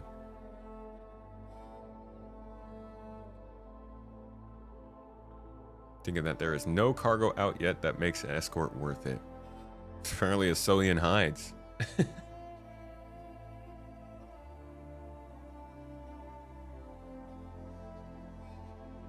Not hiring anyone for anything until we have functional player reputation and reliable social tools, including working in-game communication tools. That's another thing. Pirating is hard now. Because you could try and pirate somebody and you could be like, I want to take 1 box. You could be the most altruistic pirate out there. Be like, you know what? I want 1 box that you have. I will take 1 of your cargo boxes. I will even give you some food and I'll be on my way. But I have to steal that 1 box. You can't even make that statement to somebody because they're going to shoot at you immediately as soon as you get there.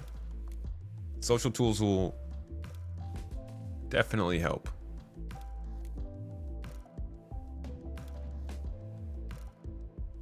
We used to play games where if you died, you had to go through the whole level again. Now people make a fuss because the game has depth. Funny, because that was one of the things you wanted with this game. All right, I want to see what a reply to this statement is. This is from Roadside Cookie. It said, on paper the bracket idea looks elegant, but in practice it rarely works out that way. If a solo player earns around 10% per hour with a 192% SCU ship, the moment you add a second player, the math changes completely. The group now needs to earn roughly twice as much per hour just to keep each person at the same return they would have had flying their own ship. That's the baseline, not profit. So how do you discourage somebody from flying their own ship? Needing to do things on the ship while you're flying is one.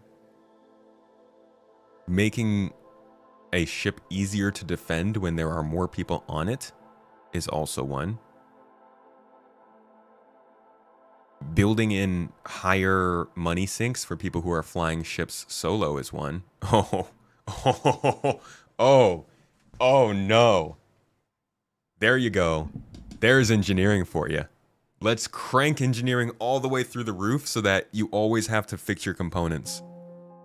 There you go. Nobody wants solo cargo haul anymore. You gotta have somebody there who's fixing your components. We did it. We did it, friends. Good job.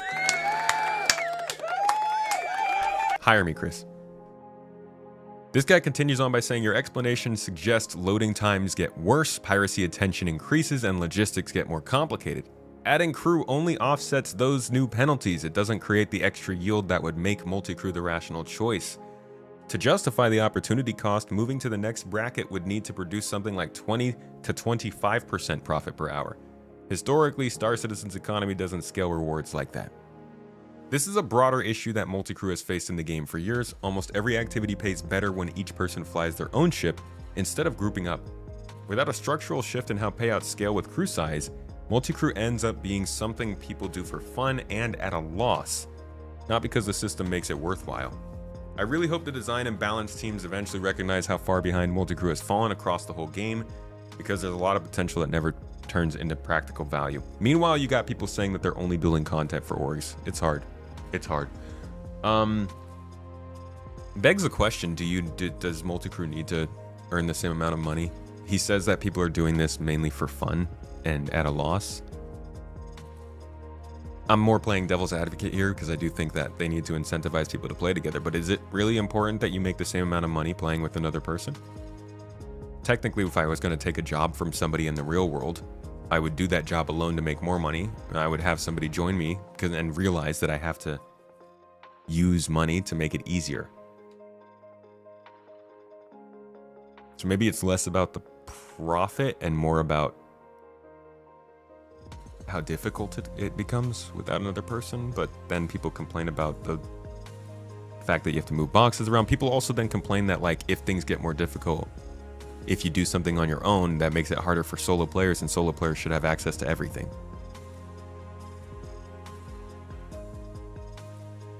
It'll never work in a game. People will always min-max.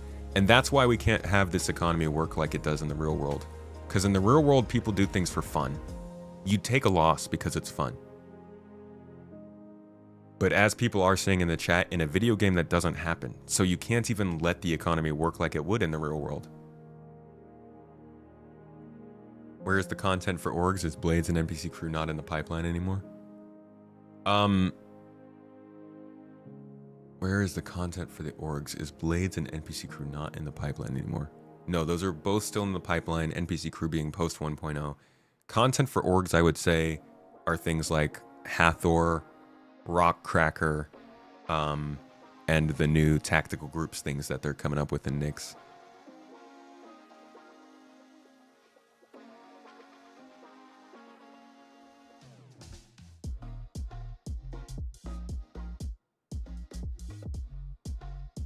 Everyone seems to want to use the stick approach to encouraging multi-crew instead of the carrot.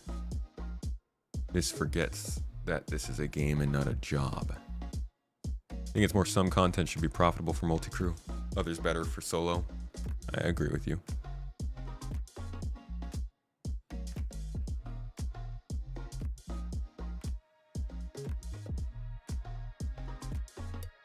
Turrets need to have faster projectile speed and more range than ship-mounted components. Absolutely, but they can't do the projectile speed, from what I've understood, because the engine can't handle it anymore. They've already had to collapse in speeds and distances in order for the game to still perform correctly and for hits to be registered.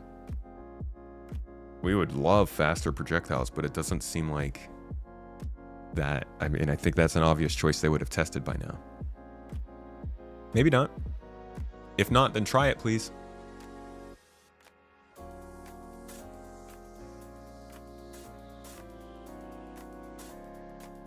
There's no fun to be had in cargo hauling in Star Citizen.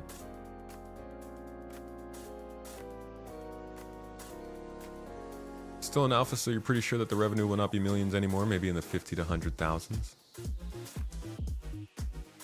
Maybe. We'll see. I think this is about all the comments we had. I've spent so much time going over this, way more than I planned on.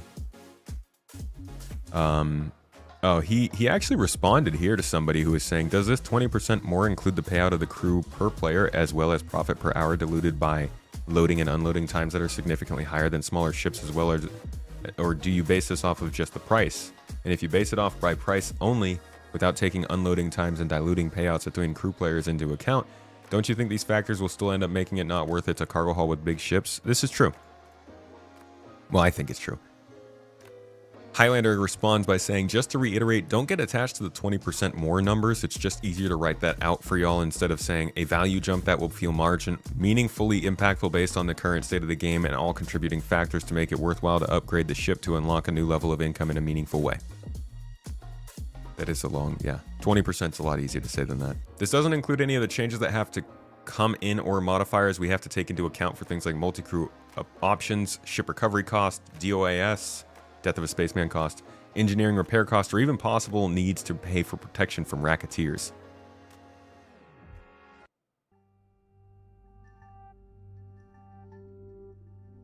Honestly, telling people they need to pay you for protection if they want to keep going right after interdicting them is always the way cooler version of pirating someone. It is. Yeah, so I guess don't get too tight on the 20% thing. They're working numbers on their own in the background. We'll see where it goes. This has been a long enough update, folks. A lot of information on cargo and commodities and economy and all that jazz. Hope you enjoyed. You still scrape RMC and munch ships even with the lower profits, as you love the industrial side. You play the game because you like it, not because it makes a lot of money. Shout out to you, Vermithrax. Yeah. It's really unfortunate how much games are driven by just making the most money in the game. But, I think there's a lot of people that aren't like that. I think a ton of people play the game for fun and might dip into the idea of making more money doing certain things, but I think most people will play more what's fun to them than what makes the absolute most money, or find some kind of balance there. Everybody's got a spectrum. But I don't think I've ever played a game and my first focus was making money.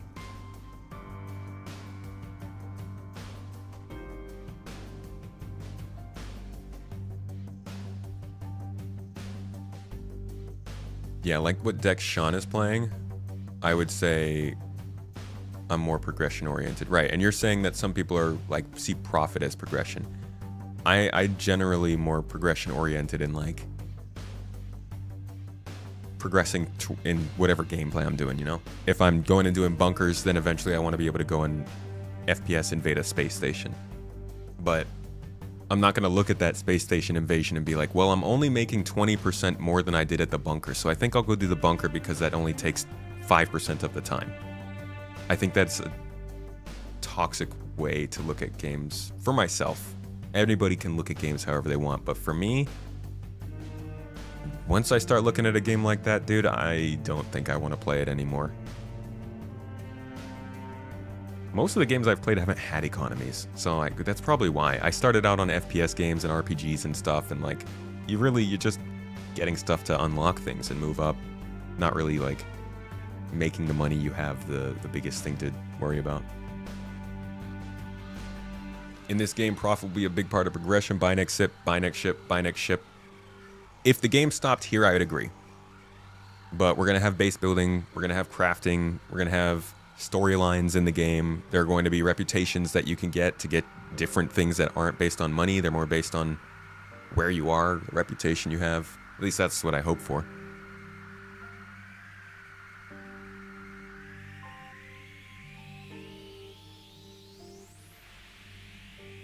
You grind for money when you play solo, but with friends you're much less concerned about money and more interested in fun gameplay.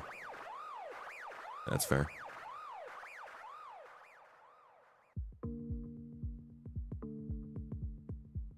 Are they waiting for IAE to drop so it's unplayable? No fun for us? The game right now in live? Toes.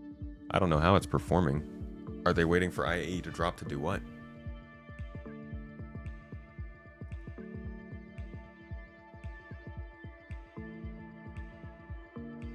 Nalib. Hey, thank you for the Twitch sub, my friend. You having a good week? You get to visit your old man Teach over here with his ship shop? You think it's about to drop in an hour and 20 minutes. Why do you say that? Oops. Not the community hub. Hey, we're on there. Check us out. I went to the wrong thing. Oh, I'm on the wrong browser.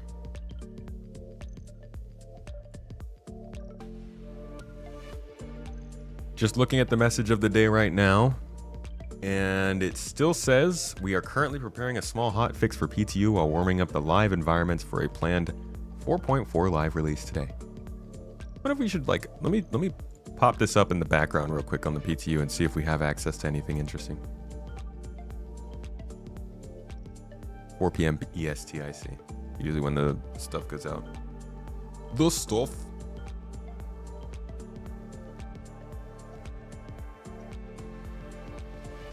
Hey, how long do you think before this little thumbnail updates with this screen on the stream? So we can we can see ourselves again on there.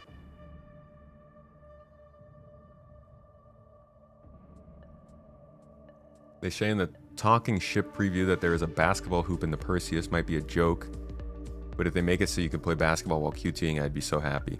There's one in the 890 jump. Did they remove that? There was a basketball hoop in that. The old 890. You've been a PvP gamer since 1998 with games like Quake and Counter-Strike. Oh. Just randomly started hearing Star Citizen music in my ears. Thank you. We do love the music, but not right now.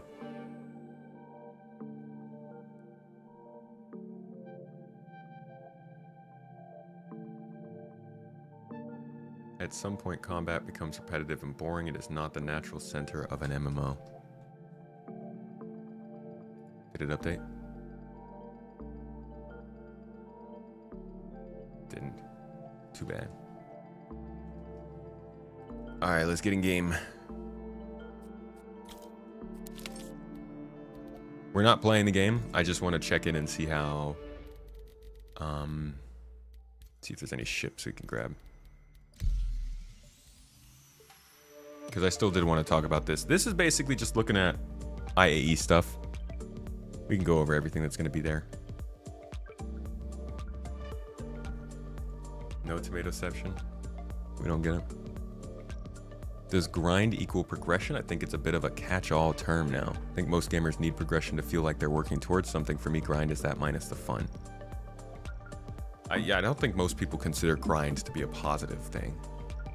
Progression is different for everybody, but I genuinely think that you can progress without making any money, without changing your character at all. Like, just getting better at mining is progression for some people. Just getting to go out and do mining for 30 minutes and learn something new about how it works, that's good enough for some folks, right?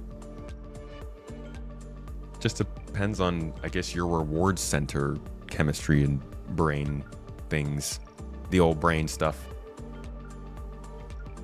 Oh, I think Star Citizen froze my computer. We'll give you a moment.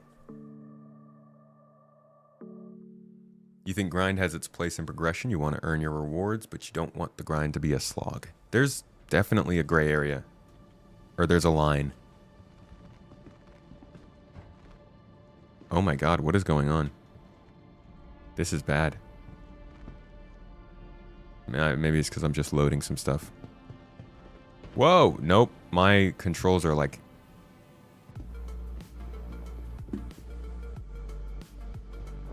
It's...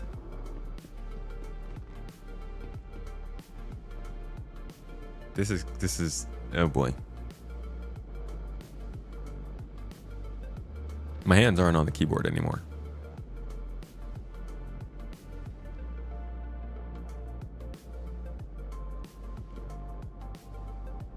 Dude, is this my computer? This might be my computer.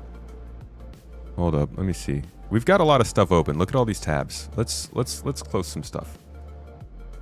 It still doesn't normally do this, but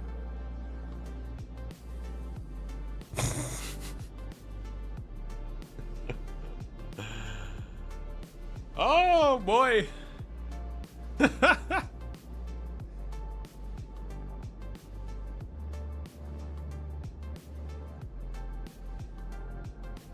No, this is definitely this is my computer. I think I've got too much stuff going on right now.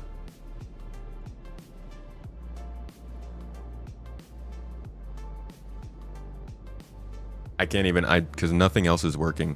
It's not just the game. It's my, if I was streaming from the same PC, it probably also wouldn't be working. Is it my RAM?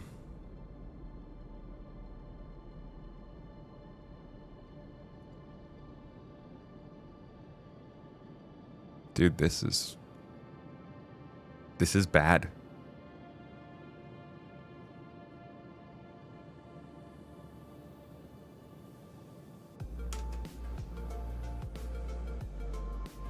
Yeah, Google Chrome is kind of a... I just wanted to talk about IAE, man. Alright, I'll tell you what. Let's talk about IAE and then I'll get back into the game. This is crazy. I can't do anything.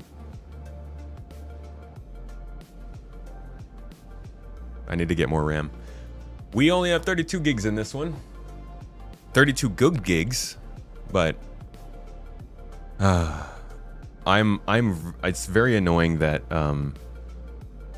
if you get like another set of gigabytes of RAM in some way, even if it's the same brand, they're like, don't run 2 sets of RAM together. Oh, you have 36 gigs, too bad, don't run it. Like,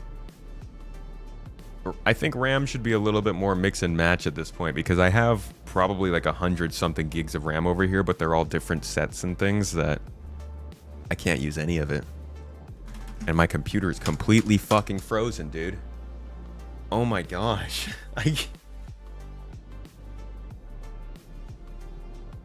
Are you crazy? Are you insane? Thank you very much.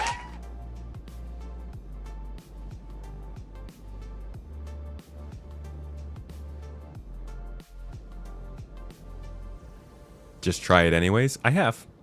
And I've had terrible problems with my computer.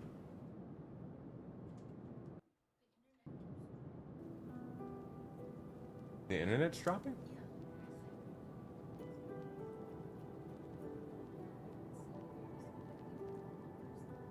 Maybe. I mean, I can't do anything right now. The computer's frozen. It's just completely crashed. But they're 2 different computers. We did maintenance. Doesn't matter. Oh, yeah. Might need to call someone for the internet. It could, but it also could just be that they're having a problem. Turn on December. I mean, we can try the cooking stream.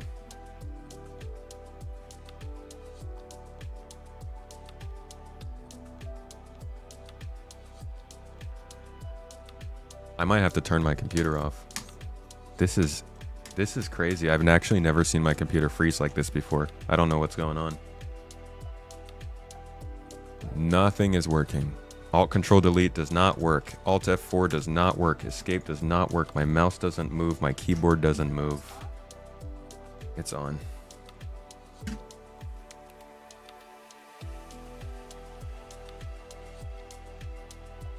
Yeah. Ah. It's dead. My mouse is dead. Oh my god, Keenan! Wait, but my computer's still frozen. Oh, I thought that fixed it all. I do need another battery, though. A AA battery. Love computers. The thick one. Small, thick one. You okay?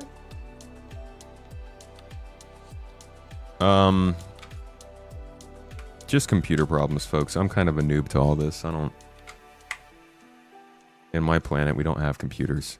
We do all the work ourselves. Lazies. Ah!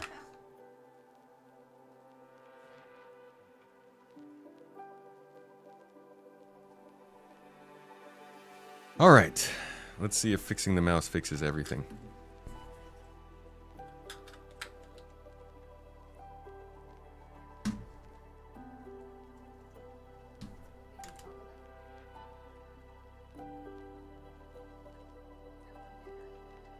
This one might also be dead. Why are all the batteries in our house dead? My mouse is so messed up too. Look at this thing. This thing is straight falling apart. Wait, wrong one. Look at this. Like the thumb rest on this side is coming off, and then on this side, it's like almost gone. Love the mouse, but I swear they just never last.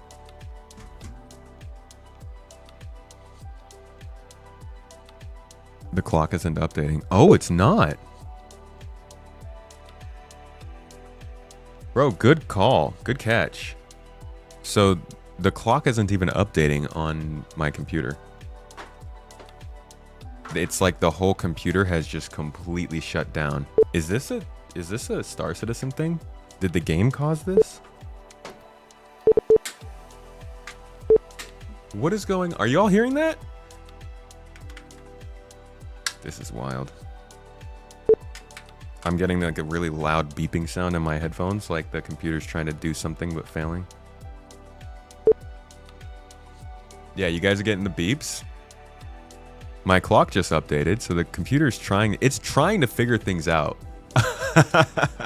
This is crazy. That's a Windows error in the background. I've never seen this before.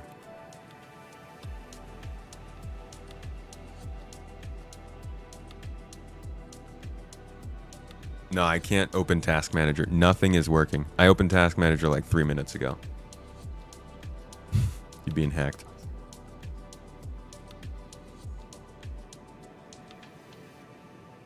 It does that.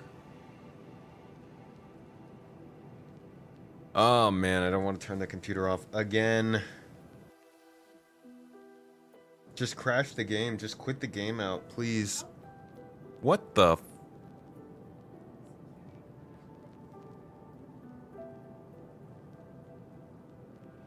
What?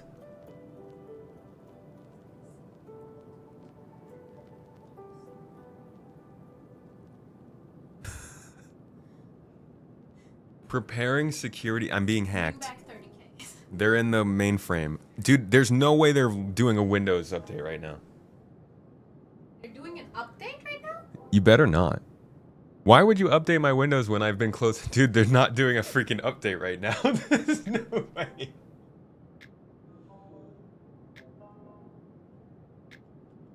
Oh, man. Is the task manager loading up? What is preparing security options? Hey! Something happened. We're getting there. Dude, I'm just gonna reset the computer.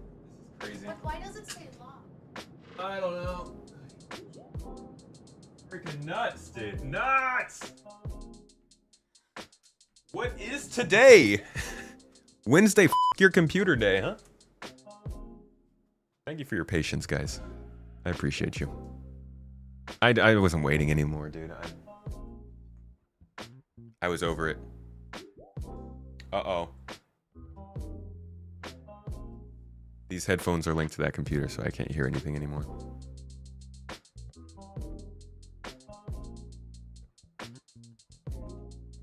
Windows.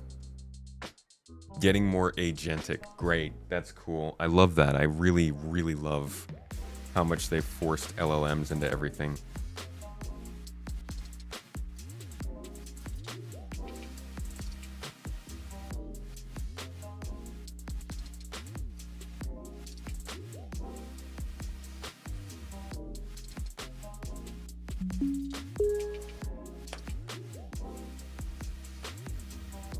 What's the name of that pre-built PC company that tanked after they didn't fulfill the PC giveaway? Nexus? No, Nexus was the one who took them down. I don't remember. They had hit us up about partnering at one point. I am glad we did not.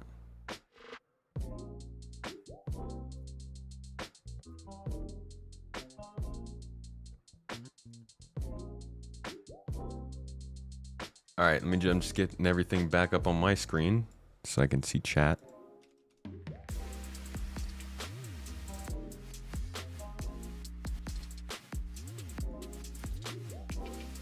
There we go. Is that a vertical clipper? Is this what it looks like? Does it look like the Reliant kind of? I saw this ship. There was a ship in the video that looks like it. Looks like a Reliant, but not quite like a... Wait. What happened? Why do I have... Whoa! Cuban! See now... That's the problem with computer freaking Cuban. Cuban did a Cuban and dropped 20 subs in here. Shout out to my man. You got it. You already got your reserved spot on the Toes gang here, dude. I can't get rid of your name. Not that I want to.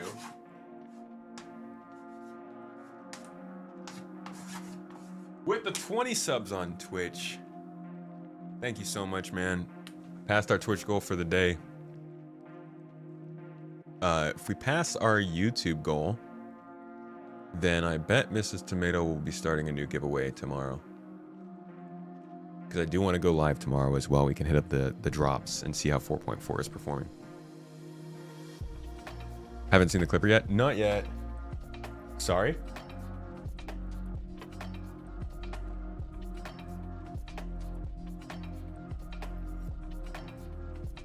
Not a fan of the looks of the clipper. Kind of feel like I should wait until they release like a trailer for it or something. Yeah, I have basically not been anywhere. And again, I'm really sorry. Just completely disappeared for the last like 3 days, but family's gonna family.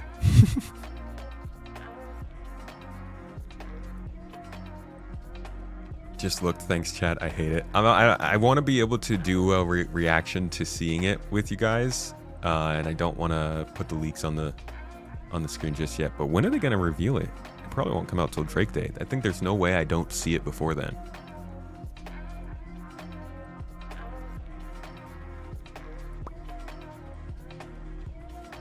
You'll be able to walk around it at IAE.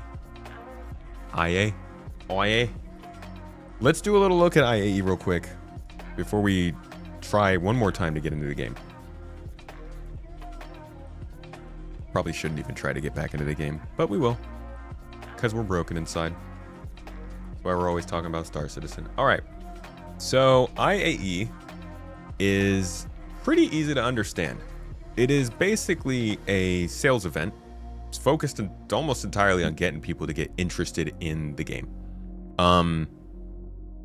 Every year it happens the third week of November, right as Thanksgiving is happening. It's absolute chaos for anybody who tries to celebrate both things.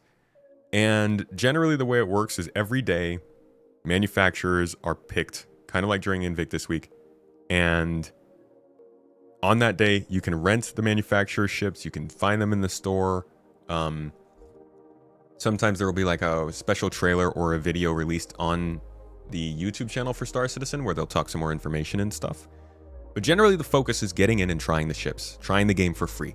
And you can try for free very easily by making yourself an account, just by going on here and hitting the play button and making an account. If you don't have an account and you're watching this, we do referral bonuses for our supporters. So if you sign up using our account or our name or our link, you just go to jointomato.com and it will fill in, well, if you're logged in, it won't do it. But if you're not logged in, it will fill in somebody else's referral code from our own community that is supporting us at that tier.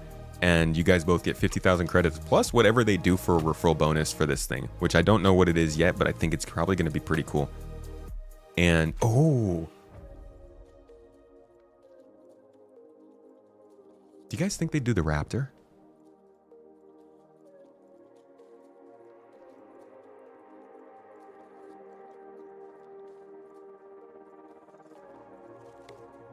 Where is it? How many is it? Is it on here? Do you think they would give people this as a referral bonus, or I guess that kind of eliminates the specialty of it being on this list? Wait a second, wait for it. Just wanted to confirm. Everybody always says that this whole thing is meant just for content creators, so I always like to scroll down here and see if the content creators are on top of this, and they're not. Almost ever. Even on the monthlies, they're not. So yeah, you can make your free account. You'll probably get a referral bonus for that. You will be able to access the whole game for free, so you don't have to get any game packages, but they also will have game packages on discount, most likely.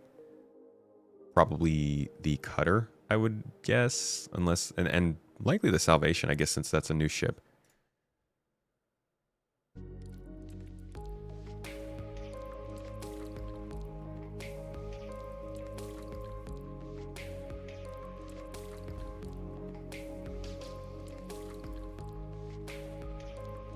I'm sorry, guys.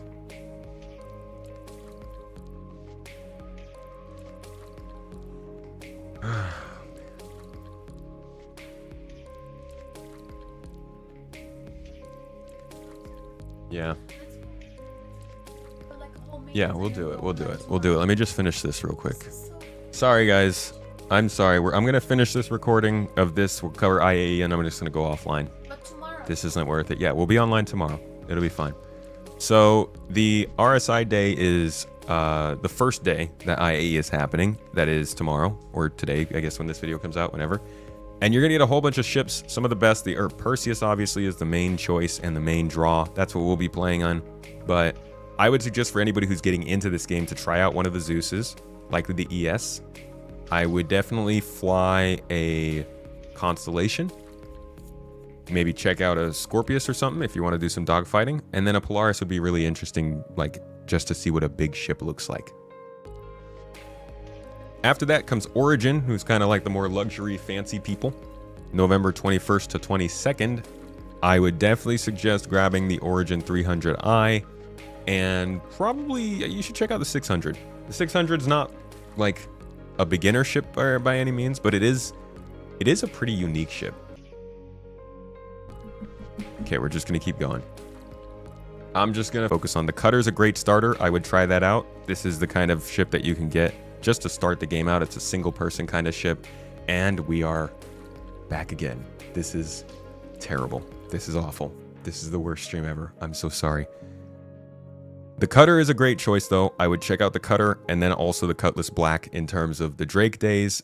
They are probably going to release also the Drake Clipper, which is a new ship. Also, I think it's going to be kind of starter focused, a little bit of a maybe your second ship or third ship kind of thing. I would check that out as well. But definitely rent the Cutter, rent the Cutlass. Those are key. This is Alien Day. Aopoa, Banu, Esperia, Getak, and Grays, who's not alien, but close enough. For these, there's not really any that I would say you absolutely should try checking out just to know the game. But they do give you like a good sense of how exotic the game can get in terms of ship design. I would say the Getak Sulin will give you a good look. The Esperia Talon will put you in a alien fighter, which will be cool. And the Nox is another small hover bike if you want. The Gray's Market Shiv is actually a pretty solid ship for a solo player who wants to get into combat as well, but that's if you're looking for like the rinky-dinky rust bucket of a ship. This is the absolute most you can still fly that thing kind of ship. Just came out though, so it is pretty interesting. I would check that out if I were new. Kruger Intergalactic, Mirai, and Misk, a little more exotic, little bit of industrial in there. November 24th to 25th. Definitely check out the Wolf. An amazing experience fighting in this ship. It sounds like they're also releasing a laser version, so that'll probably be interesting. And the Pulse is actually a pretty solid hover bike to try. If there was one I would say to check out, it would be the Pulse. Or the Hover Quad, but the Pulse is pretty cool. Lastly, would definitely say try out a Misk Fortune or a Misk Prospector in terms of rentals. These will get you into salvage or into mining, which will be quite fun for anybody who likes a more logistics-based kind of gameplay. But I would look up a little guide on that just so you know what you need to bring with you with those ships. You can also try out some small-scale cargo hauling with the Hull A, some good small-scale or multi-crew, whatever kind of gameplay you want to do in the Freelancer, really. And the Star Lancer.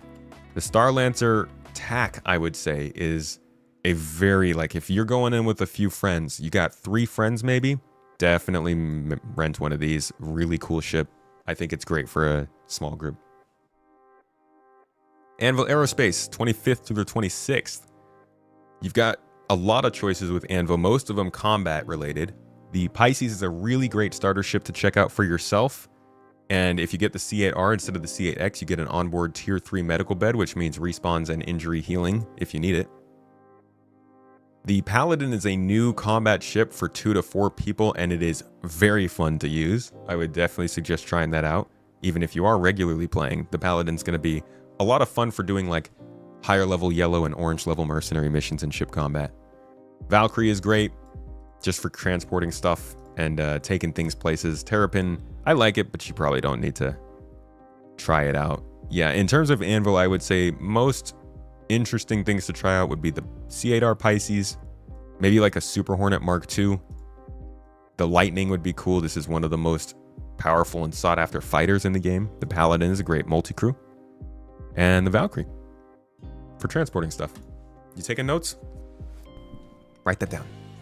The Fern. Argo Astronautics, Consolidated Outlands, and Greycat Industrial. This is a very industrial day. November 26th through 27th, you get the Argo Atlas, which is literally a mech suit. It moves cargo around with tractor beams, and you can use it to load stuff pretty easily. It's a different kind of way to experience Star Citizen. I'd check that out, even if you're not that interested in it. It's just cool. You've also got the Argo Mole, the Argo Raft, the Argo SRV. These are all industrial-focused mid-sized ships if you're into that kind of stuff. The Mole for mining, the Raft for cargo, the SRV to drag stuff around. Still not a ton of uses for the SRV, but it's a cool ship. It's supposed to be like moving things to places where they need to be, but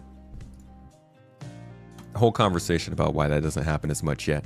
Hover Quad, as I mentioned, one of the good hovercrafts you should try and use during this period. And I would suggest checking out the Nomad from CNOU. This is a great second or third ship for folks, the kind of thing you can set your eyes on if you like cargo hauling. Comes with an open deck in the back that's easy to load and offload. It's got a little bit of weaponry to it so you can defend yourself. Tractor beam in the back so you can easily take cargo on and off your ship whenever you need from the interior. And it's got a nice little... Onto Greycat, they've mostly got ground vehicles. I think all ground vehicles. The MTC is a very cool... The MTC is a great ground vehicle, but it can only fit certain amounts of people and things, so definitely keep track of what exactly you're getting with it. But it's certainly one to check out if you're running like ground missions in industrial areas, in distribution centers and bunkers and stuff like that.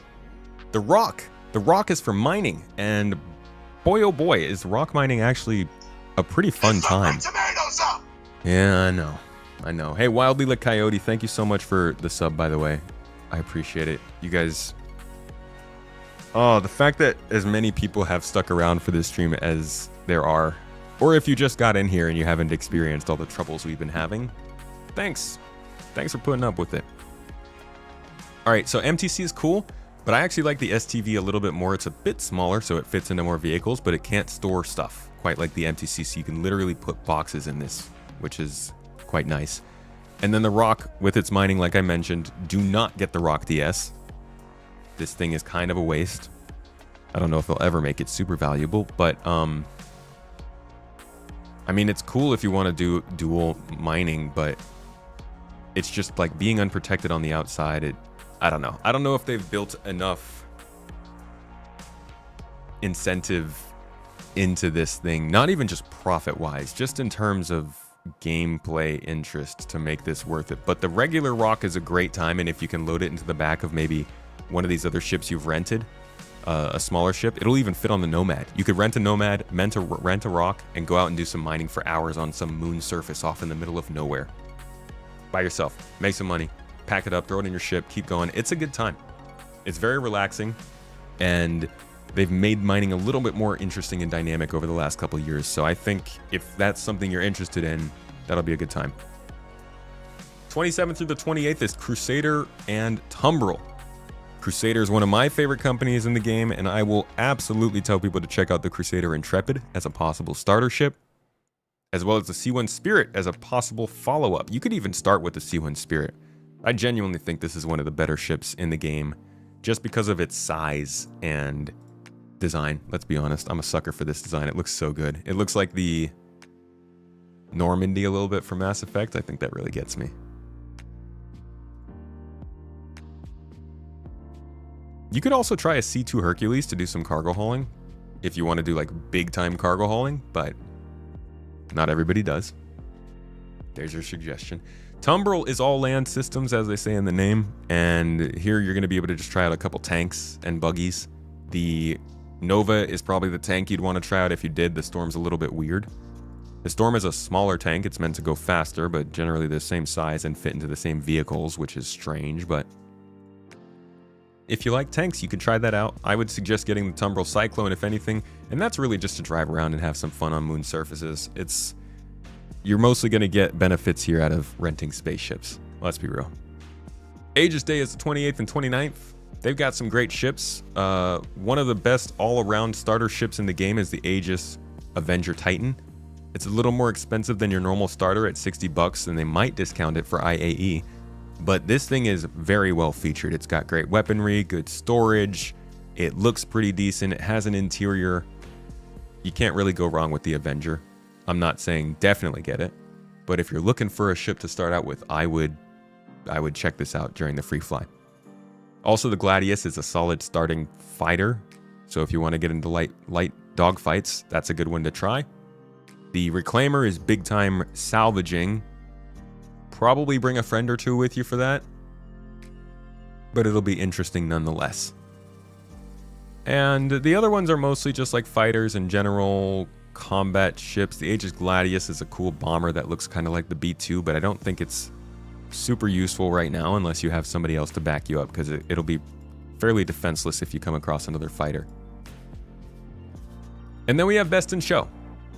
And that generally means that the Polaris, the Anvil Asgard, the Gladiator, the Zeus are all getting their skins, and they will be available to test fly on that final day. All previously available flyable ships will also be ready to test fly via the rental kiosks located at the Vision Center. So on November 29th and basically on November 29th through the 3rd, every ship will be rentable. So even if you do miss a day of a certain ship, you will be able to come back for those last 4 days and try out anything you have missed. And I would highly suggest you do, because also during those last days, less people will be involved and the game will probably be running better.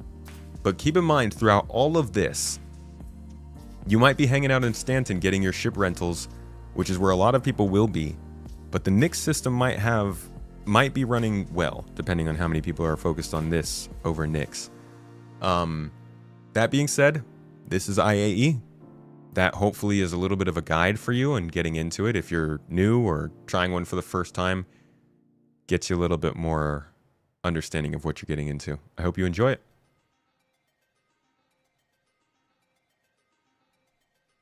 Has Nix dropped yet? Somebody did say that the patch was live, but I don't know. I'm not even going to try and load into the game anymore to try and find out. We are going to have to go offline here shortly and figure out what's going on with our computers. I really don't know what it could be. Not live yet? Okay. Yeah, the rentals are live, despite being rentals. Nix is in the PTO. Well, I know that. I know that very much. I didn't want to leave. I want to keep streaming, folks, but I can't keep putting you guys through these dropouts to see what's going on.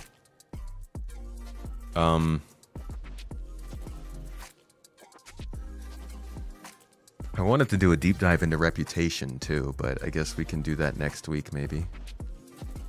I've got some things to say about Reputation, folks, and I think we should do a whole summarized thing that tells everybody exactly what's been said about Reputation for now and what they've talked about, because it's confusing.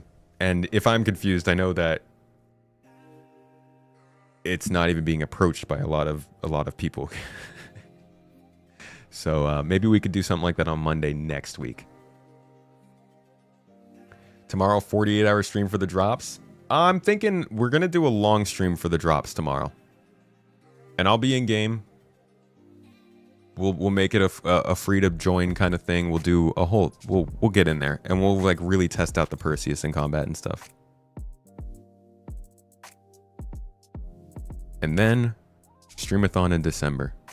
And it's going to be a birthday one too. My birthday is coming up. And we wanted to move the streamathon out of next week so that we had more time to do it. We wanted to go multiple days and like have more to plan. So we're moving it back into December, and I think timing it with the birthday will be a lot of fun. When you switch to fiber, you get mysterious drops that your PC didn't register as internet problems that took weeks to address. Hope you don't have that issue. Ooh. It's the 15th, Nesville. How did you end up getting that figured out, Diz?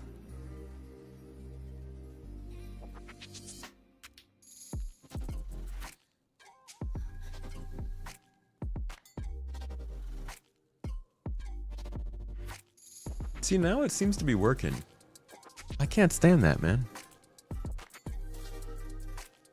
I spent like 10 minutes doing this video, and it dropped out 4 times.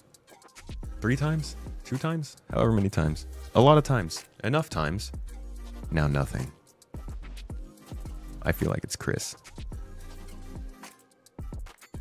Well, since it's seemingly working somewhat right now, let me make sure we've touched on everything before we go.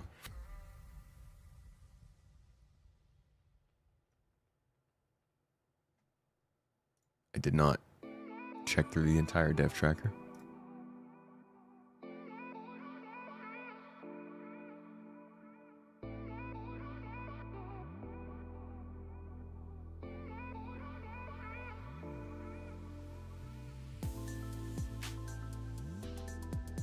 Biggest problem with the Drake Clipper. See, they're already talking about the Clipper.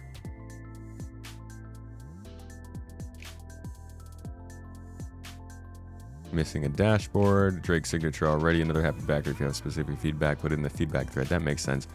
Yeah. I feel like I should go over it.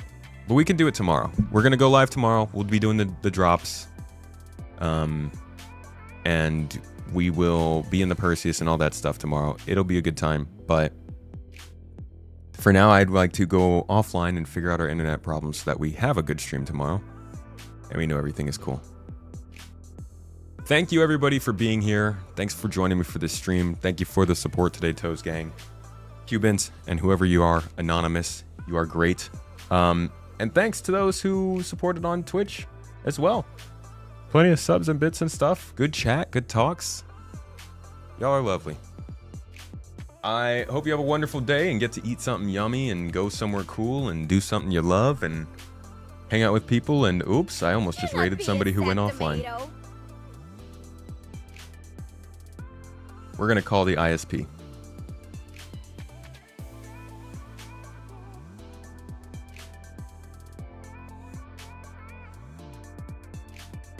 Who knows? Maybe I'll even go back online for the drop of the live patch because, well,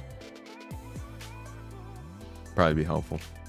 All right, I'm going to drop you all with Hindrosa. We haven't raided him in quite a while. Looks like he's doing some chatting though, talking about Star Citizen, probably doing a giveaway, getting into the game. So go check him out. Drop some energy in the stream, in the chat. Show him the toes. Let him know where you came from. All the good stuff, folks.